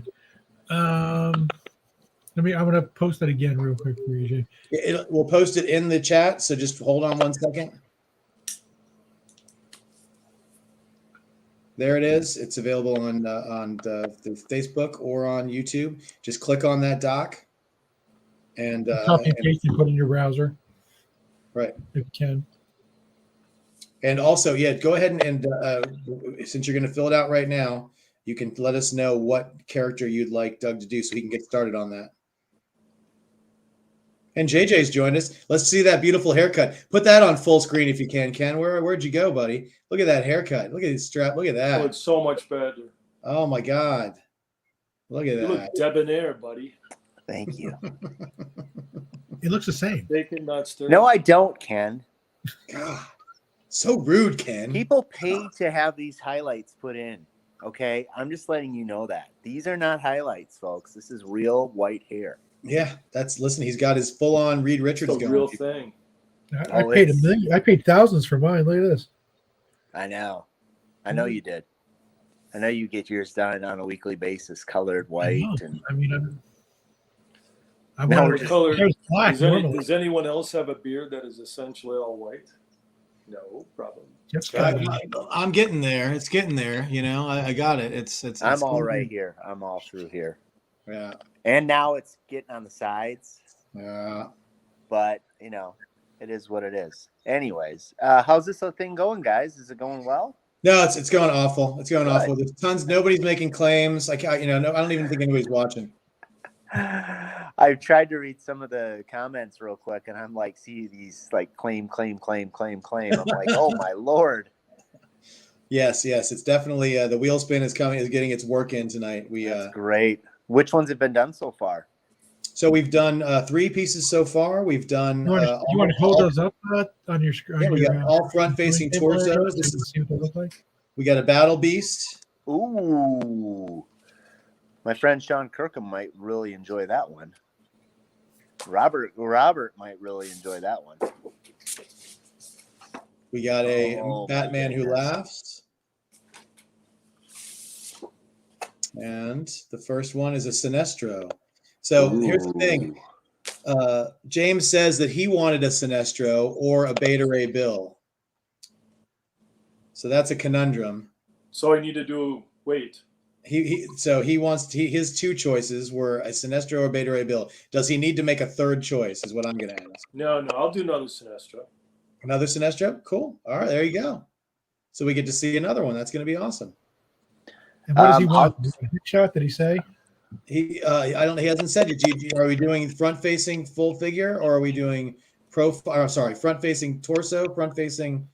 I don't know. All right, sorry, I've been talking too much. Are we doing a headshot, or are we doing a side-facing torso or a front-facing torso? Those are your choices, buddy. Full vaporized apparition, or what is it called? All right, so here's how for anybody who doesn't know how to claim, what we do is we put a big claim banner up on the screen, and all you do is type claim into the comments. Everybody types it in, and we have the order on our screen of how the claims come in. How YouTube and Facebook work is when you hit claim, it automatically puts your typing at the top of the claims because it wants you to feel like you're getting immediately to the people you're typing to. We have the correct. So do we know what size this Sinestro is? Let's see. He has not said yet. We're still waiting. Okay. I'm just gonna keep. So Jader, we didn't miss you. If you type that in, it just means that I'm going to go back and look to see if we got your claim at all. If you did claim, let's see. Oh yeah, and the other thing, yeah, definitely. Hold on a second, Jeff. Yeah. Profile head sketch. Profile head sketch. Profile head sketch. There you go. Totally doable. All right. Exactly. Awesome. In the meantime, look, I did do a little more finishing on all this. Yeah. See how easy that is? Very nice. All right. And I also did want to tell everybody who wasn't here earlier, the only thing that we have that you have to do tonight, if you haven't done it already, is you have to subscribe to our YouTube channel. So if you have not subscribed to the YouTube channel, you need to subscribe to be able to get a claim. Okay? Even I had to subscribe to the YouTube channel. That's right. We made Doug subscribe just to draw for us. Crazy. Doug, are you left-handed? I am. Imagine that. Sorry, guys. This is just Watch fun me draw a humor circle, for me. you guys. See how easy this is? Oh. That's what I'm going to claim next, a circle. That's what I want. Hey, Doug, when you have time, maybe tomorrow night or something like that, do your little trick where you can draw a perfect circle with a perfect circle. I can do it. I know. I've seen you do it, and I'm like, I can't do it to save my life. He can literally draw a perfect circle, which I can't figure out how to do it, but he knows with just his fingers and a pencil, and it's like perfectly symmetrical. It's all about like how he holds his finger and uses. Yeah. Anyways, those are things you didn't need to know about, Doug, but there you go. Now you do. Listen, it makes for. Does anyone out there have any questions for me? Well, somebody said if they win the claim, they're going to be the guy to have you draw the mask. So that's kind of interesting. Oh yeah. I want to do that. I was going to ask you before JJ got back, but now JJ's here. So, how did you guys get hooked up? Out of the kindness of JJ's heart. I'll tell the story. Sure. It's a good story. It really is. It's been a long time now. I mean, it's been over 20 years. It's hard to believe. It's before both of us had any gray hair. I used to go to a show in Minnesota, MCBA, Minnesota Comic Book Association, had a show out at the Thunderbird Hotel out there, and then also at the fairgrounds. And I would go, they had 2 shows, and I would go every time in order to just get a sketch or buy some art from Doug back in the day. And I got to know him to where he knew me. And I remember Two things vividly about them. I asked him to draw a flash for me, and I still own it. And he drew a flash for me, and the flash is looking at his wristwatch, and he's standing outside of a bathroom with a real pensive look on his face. And, you know, this is like early on, and I just was like, oh my God, I love this. Like, it was so, you know, and he just did it, you know, it was really cool. And then he knew how much I would come and see him and love his work, that I would buy pages from him, and he gave me, there's a page in the Under the Red Hood story where the Black Mask has stabbed the Red Hood in the chest, and Batman's looking through the window, and it's like a full page splash. And he gave it to me, and he just thanked me for, you know, that's kind of how Doug is, thanked me for, you know, being a fan and things like that. And I remember I said, well, Doug, you know, I came to the show prior and you weren't here, and this is Doug's local show, so, you know, if he can make it, he can. If he can't, he can't. And I said, where can I buy your art? And he said, well, I don't have anybody selling my art. And I literally, it was just a moment where I just looked at him and I said, I can. And I said, I'd love to be able to sell your art. And we had some conversations over the phone, and we tried to lay some things out, and we were kind of feeling each other more out. Like we had an acquaintanceship basically. Yep. But there was a position where there was some art out in the wild that needed to be reclaimed. And I basically went like the bulldog that I can be after this person to get it. And it all came in my possession, and I showed up, and it was all in my trunk. And the first piece that we ever sold was the Man Who Laughs cover. And obviously iconic to this day still, right? And there's a fun story behind that too that Doug can share at a later date on how fast that was done. But when that cover was done, I remember we were on the phone. I still vividly remember this. And I said, so if someone walked up to you right now and offered you $1,000 cash, would you take it? And he was like, yeah, great. I mean, you got to remember, this is like 20 years ago or whatever. So I said, well, I think we should bring it to auction. And we put it on Comic Link. And I think at the time it had sold for $7,600 or $8,600. It was like beyond our wildest expectations. Yeah, and after that, it was like, okay, we're partners. And it's been 20 years of pure fun. He's, you know, literally my best friend. I think of him as a brother. And there is not, in my opinion, and I think Doug will echo this, now I'm getting all sappy and sentimental, which I'm usually not. But in all reality, it's literally the left hand and the right hand know what they're doing. And we both look out for each other, and we both want what's best for each other. And that's really why we've been together all these years, is because we just have a very significant trust between us that the other is trying to do the best for the other person. And it's been shown multiple times. And at the end of the day, I mean, you know, he is, I will truly say this, he's been a role model to me as a father, and a role model to me as, you know, what it means to be a man. I mean, I'm 47, you know, I'm in my mid-20s at that time. I don't have a child yet. I don't have any of that stuff, but I learned a lot from him, and I learned a lot by watching him and his interactions with people and things like that. So I owe a lot of credit to Doug for, you know, kind of shaping me in that way. So when I call him my brother, I really think of him in those terms. My mom even thinks of him as my brother. So she'll even say, how's your brother doing? She doesn't even ask about if it's Doug. She just says, how's your brother? And so there you go. There's my sappy story. Hope you all enjoyed it. No, that's great. That was it. I mean, it's true. We're extremely close, care about each other in a way that friends should, but we get to live it. And I've expressed many times, and my wife can attest to it, that I'll flat out say John Jesperson has done more to help me than anyone else that I've ever known. And I always disagree. So there you go. That's why we get along so well. Whatever, man. Uh-oh. Oh, no. Another claim. I hope you guys are ready. We found this claim. Sappy story claim. Sappy story claim. 1, 2. Well, one day we'll tell you guys the story of how Ken and I got together. I'm sure there's a body involved. AJ started crying. Yeah, we don't want you to start crying on the show, JJ. So we'll say I know that. there's a body involved in it somehow because Ken's from Jersey. Listen, You know, things so I went know down that. in the bathroom at Planet that I can't talk about. I wasn't at Planet, just so everybody knows before he finishes his story. By the way, I did see Pat Gleason, the illustrious Pat Gleason, who I would also consider a brother, and Pat and Doug would too. Both Doug and Pat live very, very close to each other.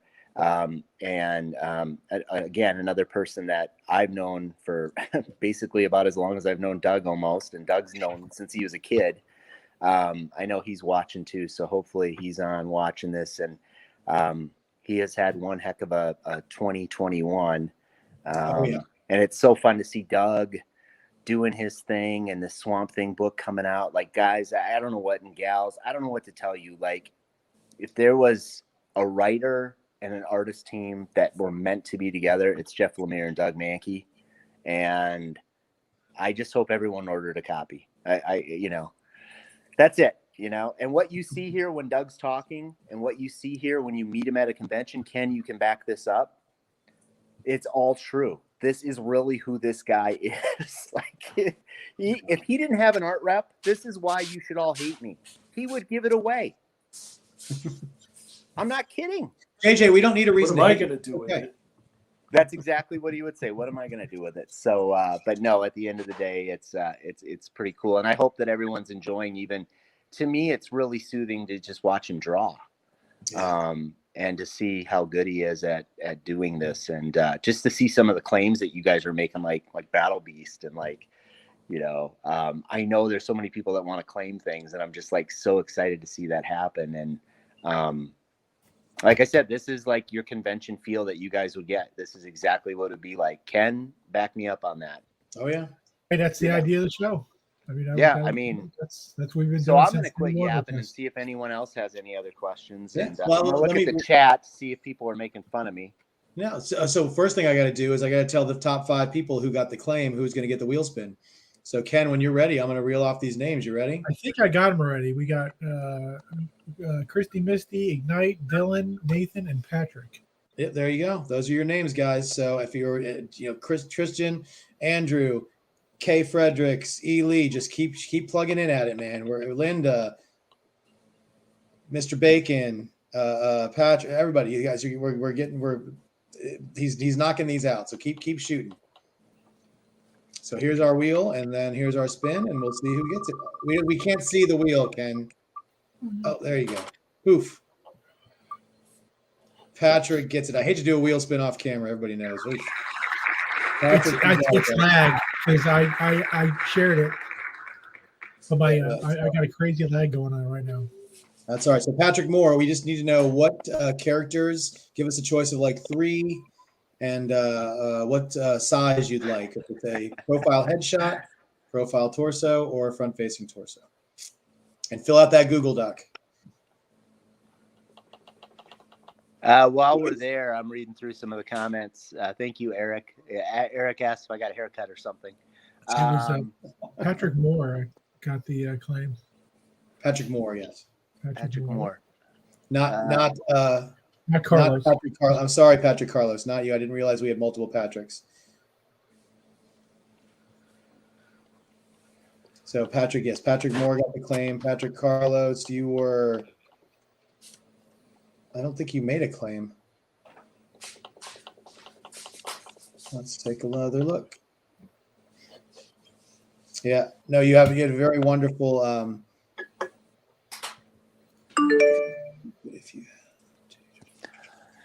Okay, Patrick Carlos did ask a question right before we did the claim. He said he's not sure if you are familiar with. But what they did was they did the Giant Size X-Men tribute to Cockrum, where they had different artists drew a page from each one of those books, and from each a page from each one of that from that book, and kind of made a sort of several 23 different artists did a page in the book to recreate that Giant Size X-Men #1, and he wanted to know if you could pick a book to do that. What book would you pick? What entire comic would be cool to like redo or reimagine? Yeah, like just a sort of an homage, I guess, to the actual book. Something you think. Wow, you know, that's an interesting question. Yeah. Literally, that's. How about from your work, Doug? If there was a book that you could go back and redraw again and had the time to do it. Actually, well, I mean, I've thought of that one already. I know. Action 775. 100%. But I think it would be fun if I had to do an homage or, recreate something, because I got to do it in a tiny way when I did Superman Rebirth. I think it'd be fun to do the death of Superman.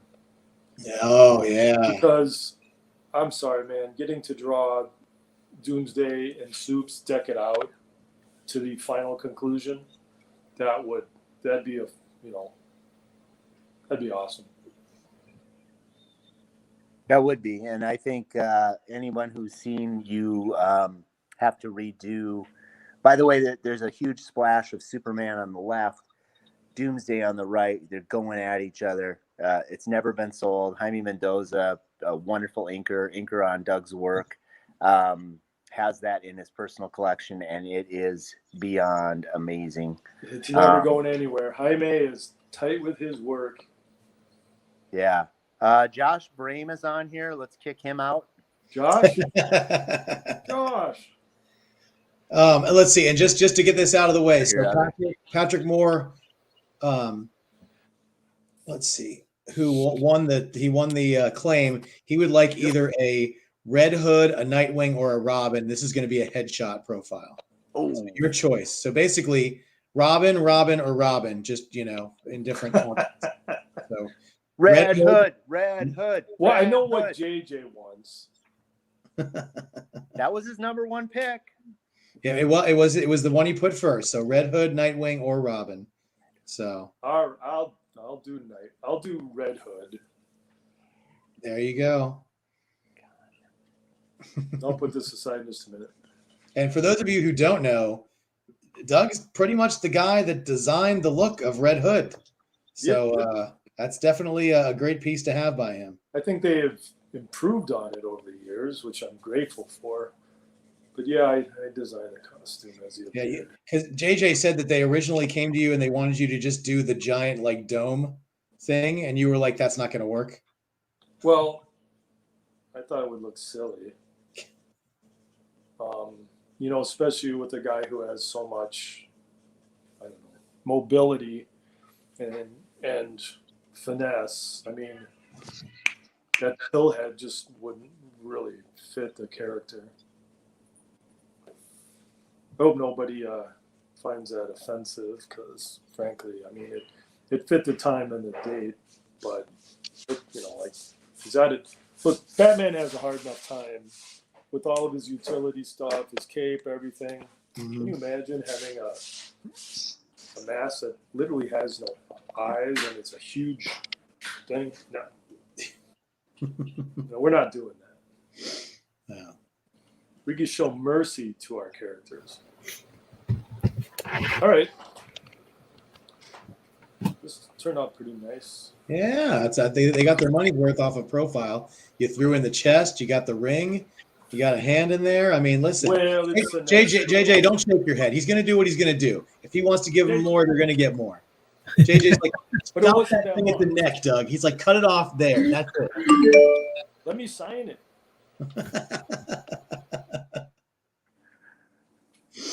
The signature always becomes a really big deal for Doug and I. Well, listen, signatures are a big deal. We actually got a bunch of those 40 sketches. That's beautiful, man. That is gorgeous. We got those 40 sketches from Carlos Paccio, and 2 of them weren't signed. Do you know anything about that, JJ? I don't. No. Back they go. So is this a side shot again? This is another side shot, headshot, yes. JJ, what are the chances there's going to be a gun in it? Oh, you are well ahead of me.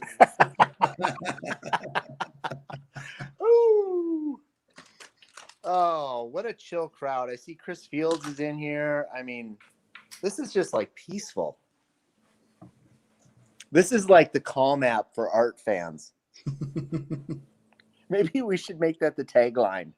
the call map except unless you're trying to get a claim in, right? Right. Listen, I would not want to be a fly on the wall for every room after they make the claim up and they're just like, I'm going to mute myself and see this is what I think it looks like.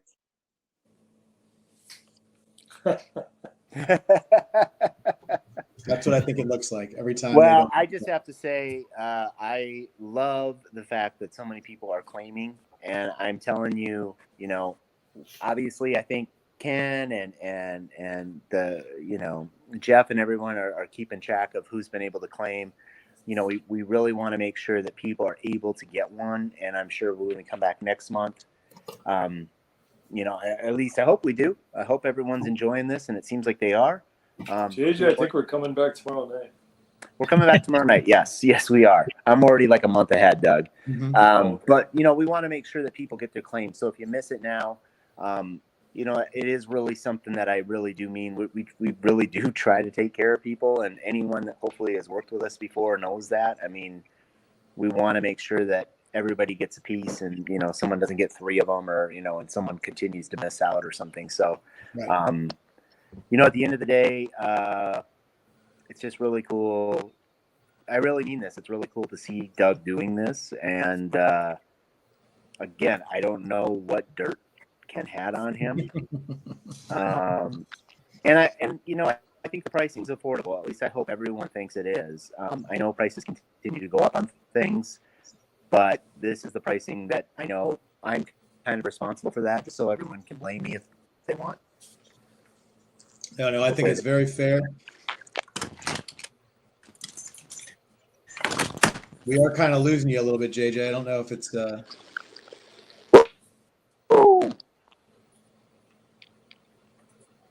yeah, internet's a little wonky, it looks like. He does live in South Dakota. Maybe he just muted himself. Probably. Well, while he's trying to figure out his internet there, I was going to say we're going to kind of treat tonight and tomorrow night like one show, guys. So if you won something tonight, we would just for tomorrow, we would ask you not to try to get a claim tomorrow night, just to let more people have a chance. Now, next month, when and if Doug comes back, it's everybody's ball game. It's a whole new deal. But since this is sort of like a 2-night event, so anybody who's already won one tonight, I would ask, very politely, we want you to tune in. You're more than welcome to go after the envelopes. He's going to do those awesome envelopes where they're going to have your chance to win one of 3 covers, only 10 mystery envelopes packed full of great Doug art and all kinds of fun stuff and prints and everything. Those are going to be $500 a piece, but yeah, there's going to be a chance. There's going to be 3 covers out of those 10 envelopes. So please come back for that. Come back for the conversation. Come back for just to watch Doug draw and talk. But yeah, anybody who won tonight would be really, I don't want to exclude anybody, but we want to make sure we can make this as inclusive as possible. So, but like I said, once Doug comes back next month, slate's clean. You want to try again? Try again. Absolutely. Do you like drawing weapons? Weapons? Certainly don't. Yeah, I know you don't like drawing buildings and cars and crowds and. I like drawing all that stuff. Yeah. I am literally a person who can enjoy drawing backgrounds, foregrounds, midgrounds. Doug likes to stick people he knows in the crowd sometimes. Done it many times. Patrick Gleason has appeared in comics, probably in my comics. Oh, I don't know, at least 10 to 15 times. Usually in compromising situations. But he knows that already. Well, thank you, Patrick. We appreciate it. Hopefully you'll get one. Oh, he's great. Patrick was my assistant for a couple of years. And when I first saw his artwork, he was actually friends with another guy who wanted to get into comics, but just really didn't have what it took, and he took a different path in life. But when Pat pulled up, and I call him Patty, Paddy. I don't call him Patrick. I don't call him anything. His name's Patty to me.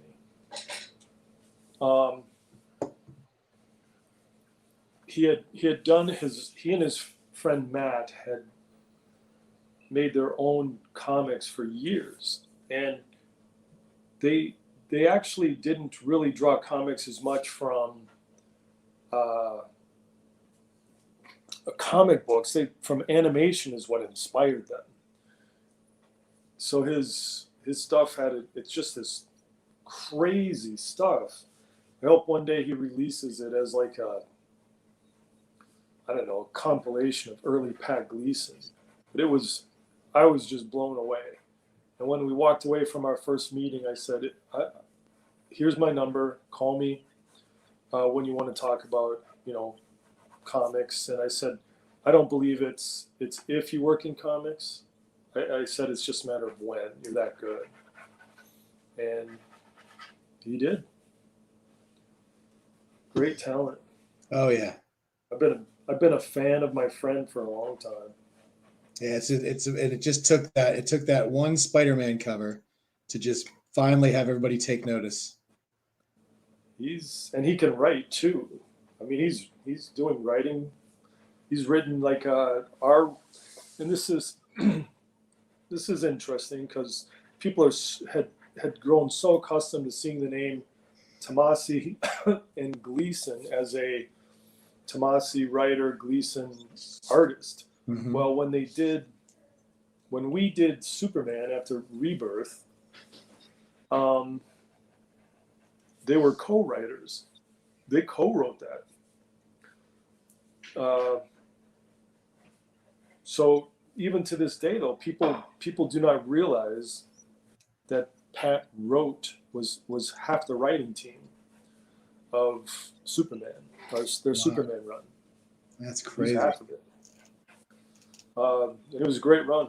Loved working on it, and I badgered Pat for years to try his hand at writing because he's such a creative guy. He's full of ideas, tremendous talent. And I said, I just know you can do it. I can't remember if the very first thing that he did was Robin, Son of Batman, but he did a series, and this is a testimony to how good of a writer he is. He did this series called Robin, Son of Batman, which is about Damian Wayne essentially trying to right all the wrongs that he did when he was working for his grandfather, right? Ra's al Ghul. And so he travels all over the world trying to just set right all the mistakes he had made. And I won't bother really like going into detail in the story itself, but part of the story involves the fact that there's a whole series of mistakes. They had tried to genetically recreate Damian.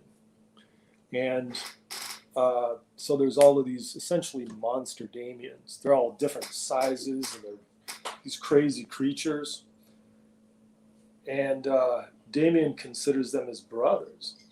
And I can't, just merely because even if spoilers aside, I just can't go into detail this time how Pat had really done it. Right. But my son Nick, who's a big comic fan, of all my kids, he really loves to read comics. And he read this story that Pat had written and drawn, did both the chores. And he comes to me, he's just crying. He's bursting into his tears. He's sobbing, actually. And because he can't believe what had happened in the story. His heart was broken by this story. And that is a very effective writer. Oh, yeah. I've felt many things while reading comics, but I never felt that strong. I mean, I was just blown away. And I think that's one of Pat's incredible strengths is his ability to hit wonderful emotional beats of a certain type. Never forgot it, that's for sure. And if you haven't never read the book or this, I would highly recommend it. It's good. It doesn't last very long. I don't even know if they ever collected it. I'm not sure. made great characters that went along with it. You know. And the art, was it, do you remember who did the art for it? Was it Kubert? No, Pat. Pat did all the art. He did all the art too? Nice. Yep. So he drew it, he wrote it, and he drew it. And he created like, he created, so it's almost like a boy and his dog story. There's a creature that he creates called Goliath. And it's like this giant furry monster bat, somewhere between a wolf and a bat, I think. I can't remember. It's huge. Mm-hmm. Look it up. And it's just so well done. It's just a lot of heart in the story. Wow, that's great. Highly recommended. Oh yeah. No, he's an insanely talented artist. I'm just glad he's finally getting recognition. A little late. Totally. But yeah, and like I said, we would love to have him on one of these sometime, but we understand he's really, really busy. He's pretty busy. Yeah. So we'll have to hold our breath for some time in the future. Yeah, he is definitely hopping over at Marvel at the moment. Oh yeah. Ken, you still out there, or did you take a break, buddy? He had to step away, I know, for a second, so I don't know if he's still there or not. Oh, we'll assume he stepped away. I was gonna say we have all the. Oh, look at that piece, guys! Look at that thing's coming together. Holy cow! Because I was going to say now would be a great time. Oh, there he is. Ken, now would be a great time. Great. Yeah. So this one's all right. So what we're going to do is I'm going to stop Ken before he does something. Ken, the next claims we're going to put up are going to be for the finished pieces. We're going to do those now because I was a little late on doing those. All so right. anybody that's looking great. Huh? That's looking great. So the next time you guys see the claim, we're gonna do. We'll do them. We'll do for this one. This is the profile. This one's gonna be 250. This is the front-facing, side-facing torso. So this one's gonna be 350. And this is the front-facing Superman. This one's gonna be 450. So if anybody's interested in these, hold on, guys. Hold your claims. We didn't put the claim up yet. So retype Raleigh 19 and Patrick Carlos. I'm gonna put your get right type claim. Don't hit send yet. I'm gonna get you ready. Okay. We're gonna do them one at a time, and we're gonna put some space in between them so there's no confusion. All right. Wait till we put up the claim, and then the first person to claim gets. We're gonna start off with. Which one do you want to start off with, Ken? Before you put the claim. Oh, we start at the bottom, right? All right. Well, so you want to start with the Batman. All right. Here we go. From right now, first claim. Who wants that Batman gets it. That's the Batman. That's what you're claiming. Here we go. All right. So the first claim I have is Jonathan Rowland. Jonathan, you get the Batman. Sorry, Turbo. You got a chance to do the private chat, buddy. Yeah. Sorry, Carlos. Sorry, Patrick Carlos. And the first one that came in was Jonathan Rowland. He got the claim. Jonathan, just fill out the Google Doc, and we'll take care of it on our end. Right. So it is. So immediately just go to the Google Doc and fill it out, and that piece will be yours. If for some reason anybody who claims one of these three pieces doesn't pay for it by the end of the show, we'll offer it up to the next person in line if they'd like it. So, all right. So here we go again, guys. When he throws the claim up, this is going to be for the next piece. This is going to be for the Wonder Woman. It's going to be $350 for this piece. Whenever my personal favorite of these is the Wonder Woman. There you go. So the next claim is going to be for the Wonder Woman. So if anybody wants that piece, type claim now, and this piece is yours for $350 if you want it.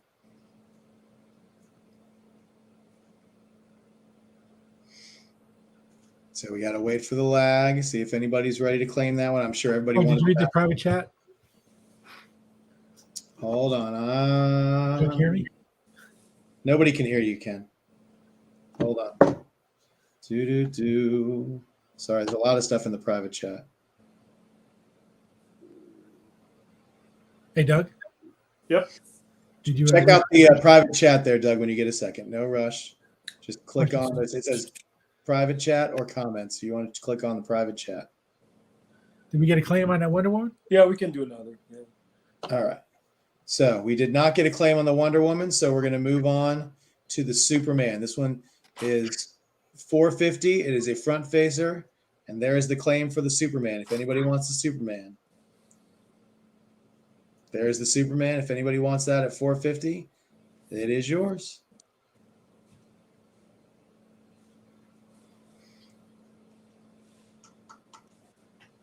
And we'll wait and see how that goes. Sometimes people are just like, no, I really want a Batman from Doug. Oh, no, I really want him to do this or that. So it's okay, guys. We just wanted to offer these up. If anybody wanted them, we'll probably put them up on the 4C page if they're not taken tonight. So it's all good. What's that claim for, Ken? That's for just a claim. Oh, this is just a claim. Yeah. Oh, wow, people, that's incredible. There's just a claim up there for the next piece. Whatever you want.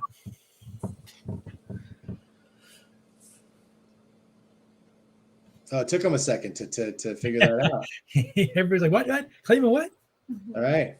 Well, we got plenty. Holy, they're all like, and I told you they're making that face I made earlier when they realize it. They're like, all right. So this is my top 5, guys. So and this proves that Facebook can get in there. We got somebody on Facebook who made a claim. So I have Misty Christie Puckett. I have Ignite Gaming. I'm going to skip over Chris Bacon because he doesn't need anything. I've got Kirk Fredericks. Just kidding, Chris. You got it. And Christian Quintos. Those are my top 5. So Christy Misty, Ignite Gaming, Christopher Bacon, Kirk Fredericks, and Kristen Quintos. So sorry to Nathan, Handley, and Linda, and just everybody, guys. I know everybody's punching away and trying to get a claim, but like I said, Doug is going to be back tomorrow night, and people who win claims tonight will not be allowed to claim tomorrow night, so you don't have to fight those people off. Do you have the the wheel? There you go. Spin the wheel, buddy. I want to make sure it was up this time. Oh! It's not. Oh, it is! Oh, Bacon! Bacon! Holy bacon, Batman. Wow. That's insane. That was so close. Oh. Wow, that's crazy. Wow. All right. Yeah, there you go, Annika. Get at him. That's right. Chris Bacon always says it's rigged whenever Annika wins. So there you go. It is definitely not Willy Bobo time. Take that thing off. Oh my gosh. You ready to move on? Yeah, Bacon, what do you want, buddy? Let's find out. Bacon, yeah. Let us know what you want, what size, style of sketch, and give us some characters, and Doug will work on the next one for you.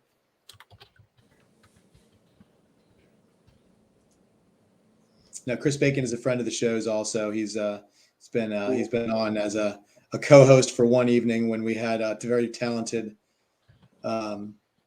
Aranga was on doing some sketching, and they're pretty good friends. So we had Bacon help co-host. So fun. Yeah, that's why I always like to make sure that we do the wheel spin on, and I'm always scared when it doesn't pop up in time. That is there you nuts. go. Wow. Amazing. Are you ready? Let's see. He would like. He said, "How does Doug feel about a Red Lantern Blitz side profile torso?" Red Lantern, what? BLEZEEZ. Bleeze. Bleeze. Is that the name Yeah, of the I'll have character? to look it up, but I'll do Bleeze. Okay, if you're fine with looking it up. Unless he had something else. Let's see. Yeah, he just wanted to know how you felt about that. So. Oh, Bleeze. I think I know who Bleeze is. I mean, it's been a Google. long time since I. Let's see.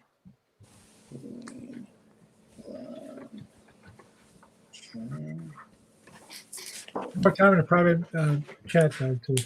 Let's Tell take a me look yes or no. at Bleeze.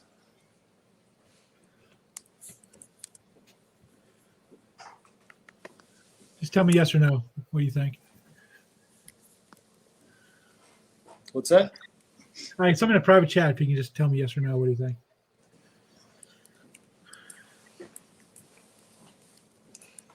He's getting a red lantern. He's trying to. We'll see if Doug can do it. He's got to find some reference if he's willing. Oh yeah, sure, why not? Okay.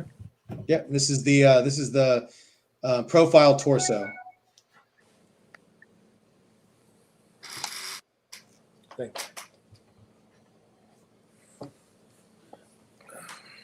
And then let's see. Find a good reference.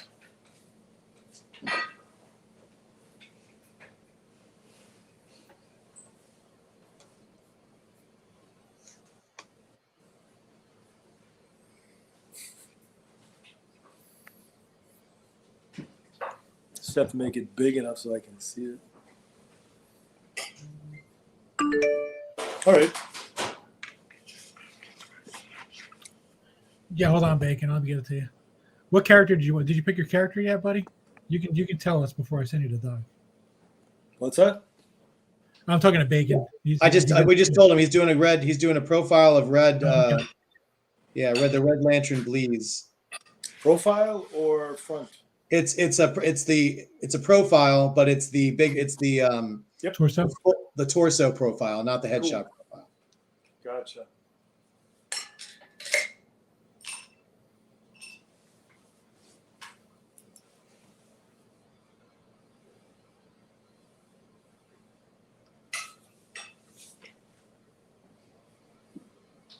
And Ken, you sent me something on Messenger, but I'm look at the private chat, Jeff. I can't. I'm locked out of Messenger. Hold on a second. I'm looking. I don't know how I got locked out of Messenger here real quick. I had that last night too. Remember I was telling you that? Yeah. Well, it's asking me for a passcode, then it's telling me my passcode isn't right. Gotta love that. Gotta love that stuff. Any other questions out there for Mr. Mahnke as he's getting ready to draw this red lantern here? Please put it in the comments.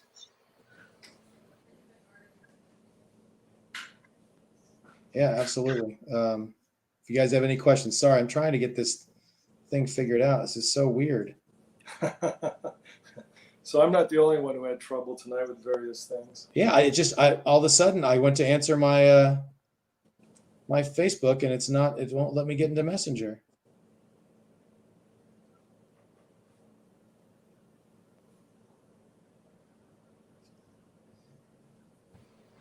I don't know what else to do. I only have one password for this thing. It's not.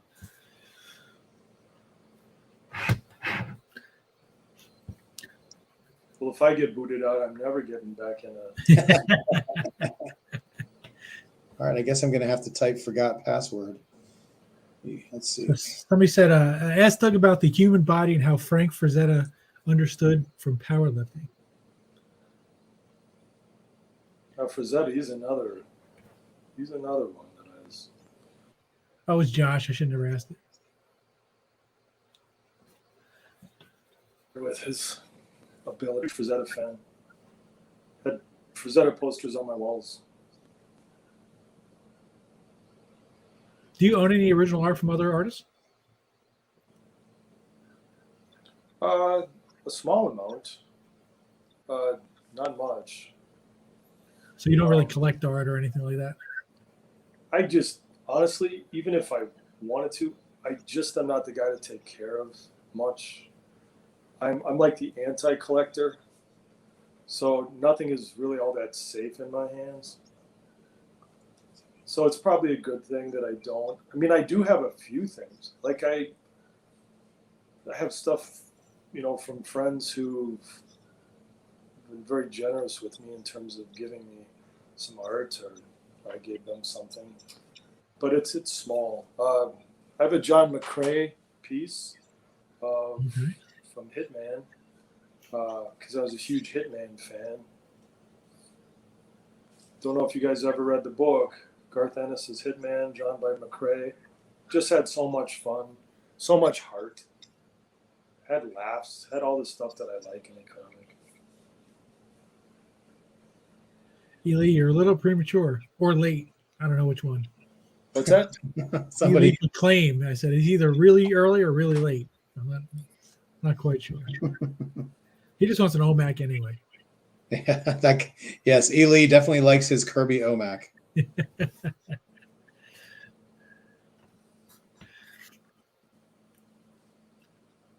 you have a favorite character you like to draw? Somebody asked, Doug. Say it again. Do you have a favorite character to draw? Do I have a favorite character to draw? Yeah. Well, I have a favorite easiest character to draw. Batman is so easy. Yeah, what's going on with Tiny Batman? Have there been new episodes? Oh, he'll be back. Tiny Batman just took a hiatus because I was going to wrap up for those who don't know the story, I'm sorry, and I'm not going to try to get anyone up to speed.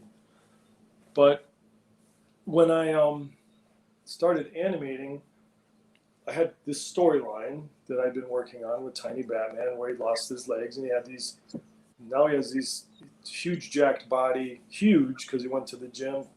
It's supposed to be leg day and instead he did a upper body day. Now he's gigantic. But he's supposed to get his legs back. And I have a whole plan for it. I already know everything that's happening. And so I wanted to animate it because I thought it'd be fun to animate the story. Well, the problem is from when I began animating till now, I'm just so much better now than I was that a lot of the stuff that I did, I just don't really want to use. So I have to start from scratch. So it'll get done. The story of Tiny Batman getting his legs back will happen. For anyone who will remember it by then, I don't know, but I had a lot of fun doing it. Doing the character, and it'd be fun to get back to just the simple, the simple story, just the drawn version and this commitment for this animated thing that I was doing. I know Tiny Batman. Because frankly, literally, the quality of the animation that I was doing to begin with versus what I can do now is so different. So I got to do it justice, It's Tiny Batman. Exactly. You just do the whole story in animation, from start to finish. Then you have a reason to start it over.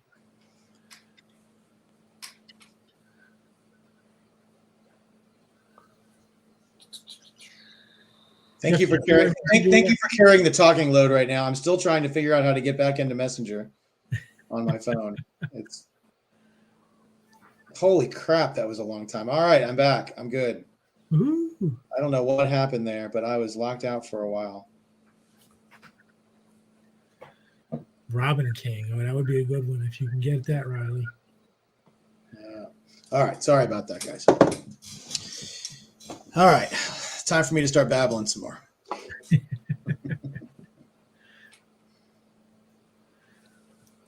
You looked up and he's almost done. See? I know. I looked down to fix something, and all of a sudden there's a sketch there. I know Bacon's going to hate that. That looks awful. Bacon, you know what? I'll take that off your hands, buddy. You don't have to get that. That's fine. I can draw women. Next sketch you got to do with your right hand.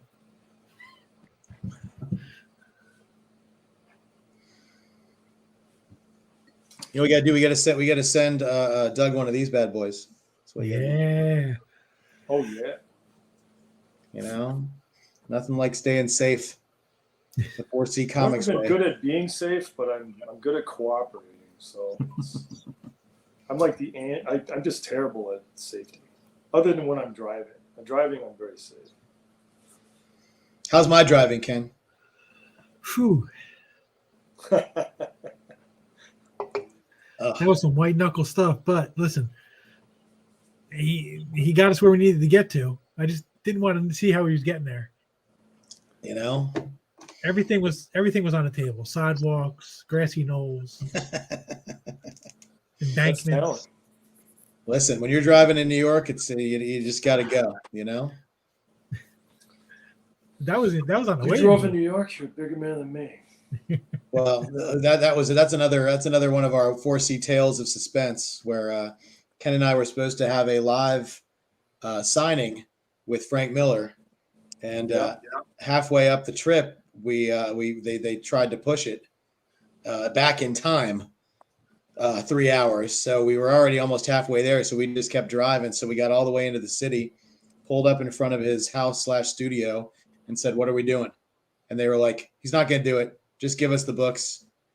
So then we parked the car, walked 2 blocks to a hotel, gave his rep the books. We went there for our private signing, got back in our car, turned around, and drove back. Well, that's not what you had in mind. No, not at all. So yeah, Ken flew all the way into DC from Florida, and I live in DC, so I picked him up, and we drove the rest of the way together. And then and then he came back down here to DC, went back to his hotel room. We had a late dinner, and he flew back to Florida the next day. But all's well that ends well. We all got our stuff back. We got all our Frank Miller stuff. It turned out fine, and yeah. So is he just not feeling well that day or something? What happened was they told us to be prepared for it to be after 7 o'clock. Yeah. So we, rather than getting to New York and having to sit around all day and waiting, we planned on being there like an hour or two early. So they called us. It was about 2:30. We had just started driving. To meet with Ron Wilson. Yeah, so we met Ron Wilson in Maryland on the way, got his stuff. Literally had left Maryland about 25 minutes later, and they messaged us saying that Frank wants to do the thing in 30 minutes. And we're like, well, we're still 2 hours away, so that ain't gonna work. Yeah. So yeah, what can you do? Yeah, exactly. I mean, if they had told us that it could be any time that day, we would have gotten there early in the morning, but they told us it wasn't going to be until after 7. So, but it's like I said, it's all well that ends well. We ended up getting the stuff. We didn't get our private signing, but we still got everybody their stuff, and everybody was happy with it, so that was good.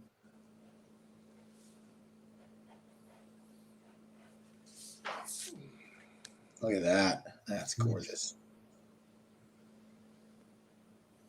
So I didn't even notice when JJ left us. It was when his phone was messing up. I think he just dropped out. Yeah. Yeah. Because he would be giving me that's good enough in terms of how much I'm drawing.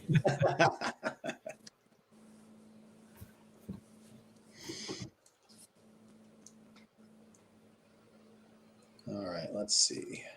Hit this with a little ink. Hey, Jeff. You see something about her. What's that? Is there another claim up there? What are you doing? I had my phone in my hand, Ken. I was going to ask you a question, and you're throwing a claim up like a crazy man. What are you doing? Let's see. Hold on. Let me get this ready for. Let's see. So we've got Ignite Gaming. I have as number 1. We have. Hold on. We've got Misty Christie. Yeah. We've got Andrew Mackey. Turbo's Nerdy, who was the guy who told us about One Crazy Summer, and Kirk Fredericks. So guys, I'm not going to do a wheel spin for you guys. I'm not going to do it because we're going to do something a little different this time. And yeah, listen, there's a benefit to stay on this late. Yeah. So this, I'll let Ken. Ken, you know what? You tell him. You're the one who set the thing. Well, I mean, it's fun. Listen, we want to thank everybody for being on tonight. Obviously, Doug's going to come back tomorrow, probably the same time, I guess, Doug, 7:30? Sure. East. But for the 5 people who got on this claim, you're all getting your sketches. All 5 of you are going to get your sketches. That's why you stay on the whole show. That's why you watch the whole time. So, yes, all 5 of you. Let me go back through the list one more time just to make sure if you before you start typing, wow, great, crazy, oh my gosh. Let me get this in here one more time. So it is Ignite Gaming, Misty Christie Puckett, Andrew Mackey, Turbo's Nerdy, and Kirk Fredericks. All of you guys are going to get a sketch, and they're all going to be ready for the show tomorrow night. They'll all be done. So make sure you fill out the Google Doc so we can tell Doug what he's got to do. Yes. And tomorrow night when we start the show, he'll show you what he did. Exactly. So you guys all pick your characters, pick your sizes. Give us a choice of 3 characters, please, since we're not going to do these live on air. and pay. Fill out your Google Doc and pay up, and your pieces will be done for you before the show tomorrow night. So that's a special thing through JJ. It's special through Doug. It's just, we just like to thank you guys so much for staying in there and hanging in there and putting in your claims. And we don't want to take up too much of Doug's time. Now we're going to take up his time off camera, but at least he doesn't have to do it with us sitting over his shoulder. But he's been so kind. Kurt Frederick says he's picking the mask. Yeah. I can draw the mask in my sleep. There you go. Well, there you go. So your sketch will be done tonight while he's sleeping.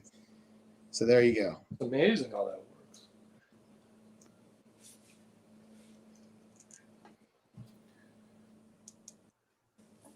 Yeah, thank you so much, Turbo's Nerdy. And yeah, like you said, just go fill out your Google Docs and let us know. They're on the Google Doc. They can request what they want. Correct, Ken? Yes. Yeah. So make sure you type. When they fill out the Google Doc, they can pick out Right. what level and what character. Yeah. So make sure you guys type 3 characters in there, please, just in case he can't do your first one. Just to make sure, so that we don't want to come back and have him say, well, he didn't do yours because you picked a character he didn't know how to do. So now tomorrow night, not only will Doug be doing the sketches, JJ is going to have those mystery envelopes. I think he's actually going to stuff them live. Yeah. So you're going to see him actually what he's putting in the envelopes. So Well, that's interesting. That's going to be very interesting. Yeah. So you're going to get to see, and obviously he'll show off those 3 covers that are going to be available. And so basically, you got 3 out of 10 chance of getting a cover for $500, and they're all going to be loaded. I'm sure they're all going to have stuff that's going to make them all worth it. So it's definitely. And as you can see, guys, I mean, Doug really wants to do as many of these sketches for you guys as possible. So that's why he's doing those 5, for the last claimants, and he's going to come back tomorrow. So I really want to thank Doug for doing this. I've been saying on this, people have been coming on this channel for a while saying, when are you going to have Doug Mahnke? And I said, I'm never going to do it. So the fact that you did it and you like it and you want to come back and do it again, and we're talking about maybe doing another one. I mean, it's just fantastic. And as you can see, you're very well loved, and people are just clamoring to get a sketch from you. So we could probably do a show every week for a month, and you'd still have claims coming in like crazy. So, Well, we don't have to go that. I hope you at least had some fun tonight. Yeah, especially once we got it all put back together. Talk about weird. That was because, like you said, we went on early just to make sure everything worked right. I know everything was working perfectly. Went live, bad. Yeah, it happens. It happens. Like I said, we had a guy on once, and literally his phone would connect for 10 seconds and then disconnect for 2 minutes. So we did that for an hour and a half. Must have been incredibly frustrating. It was, but we were having a lot of fun with it. Actually, we were teasing him. And who was it? It was Andy Kuhn.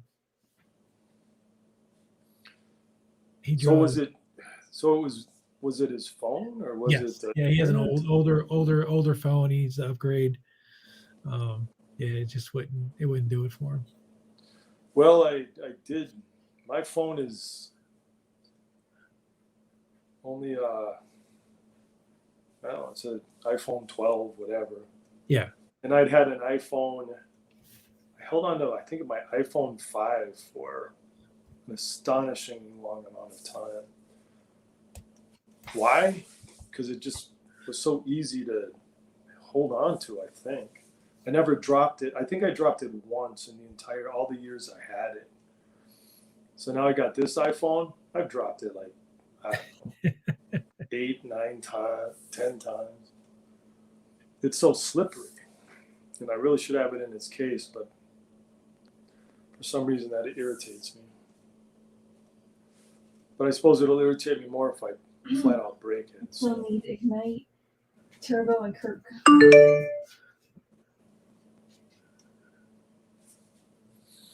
Let's see.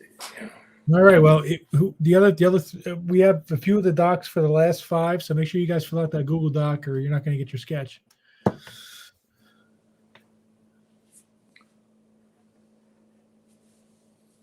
Yeah, this is looking amazing.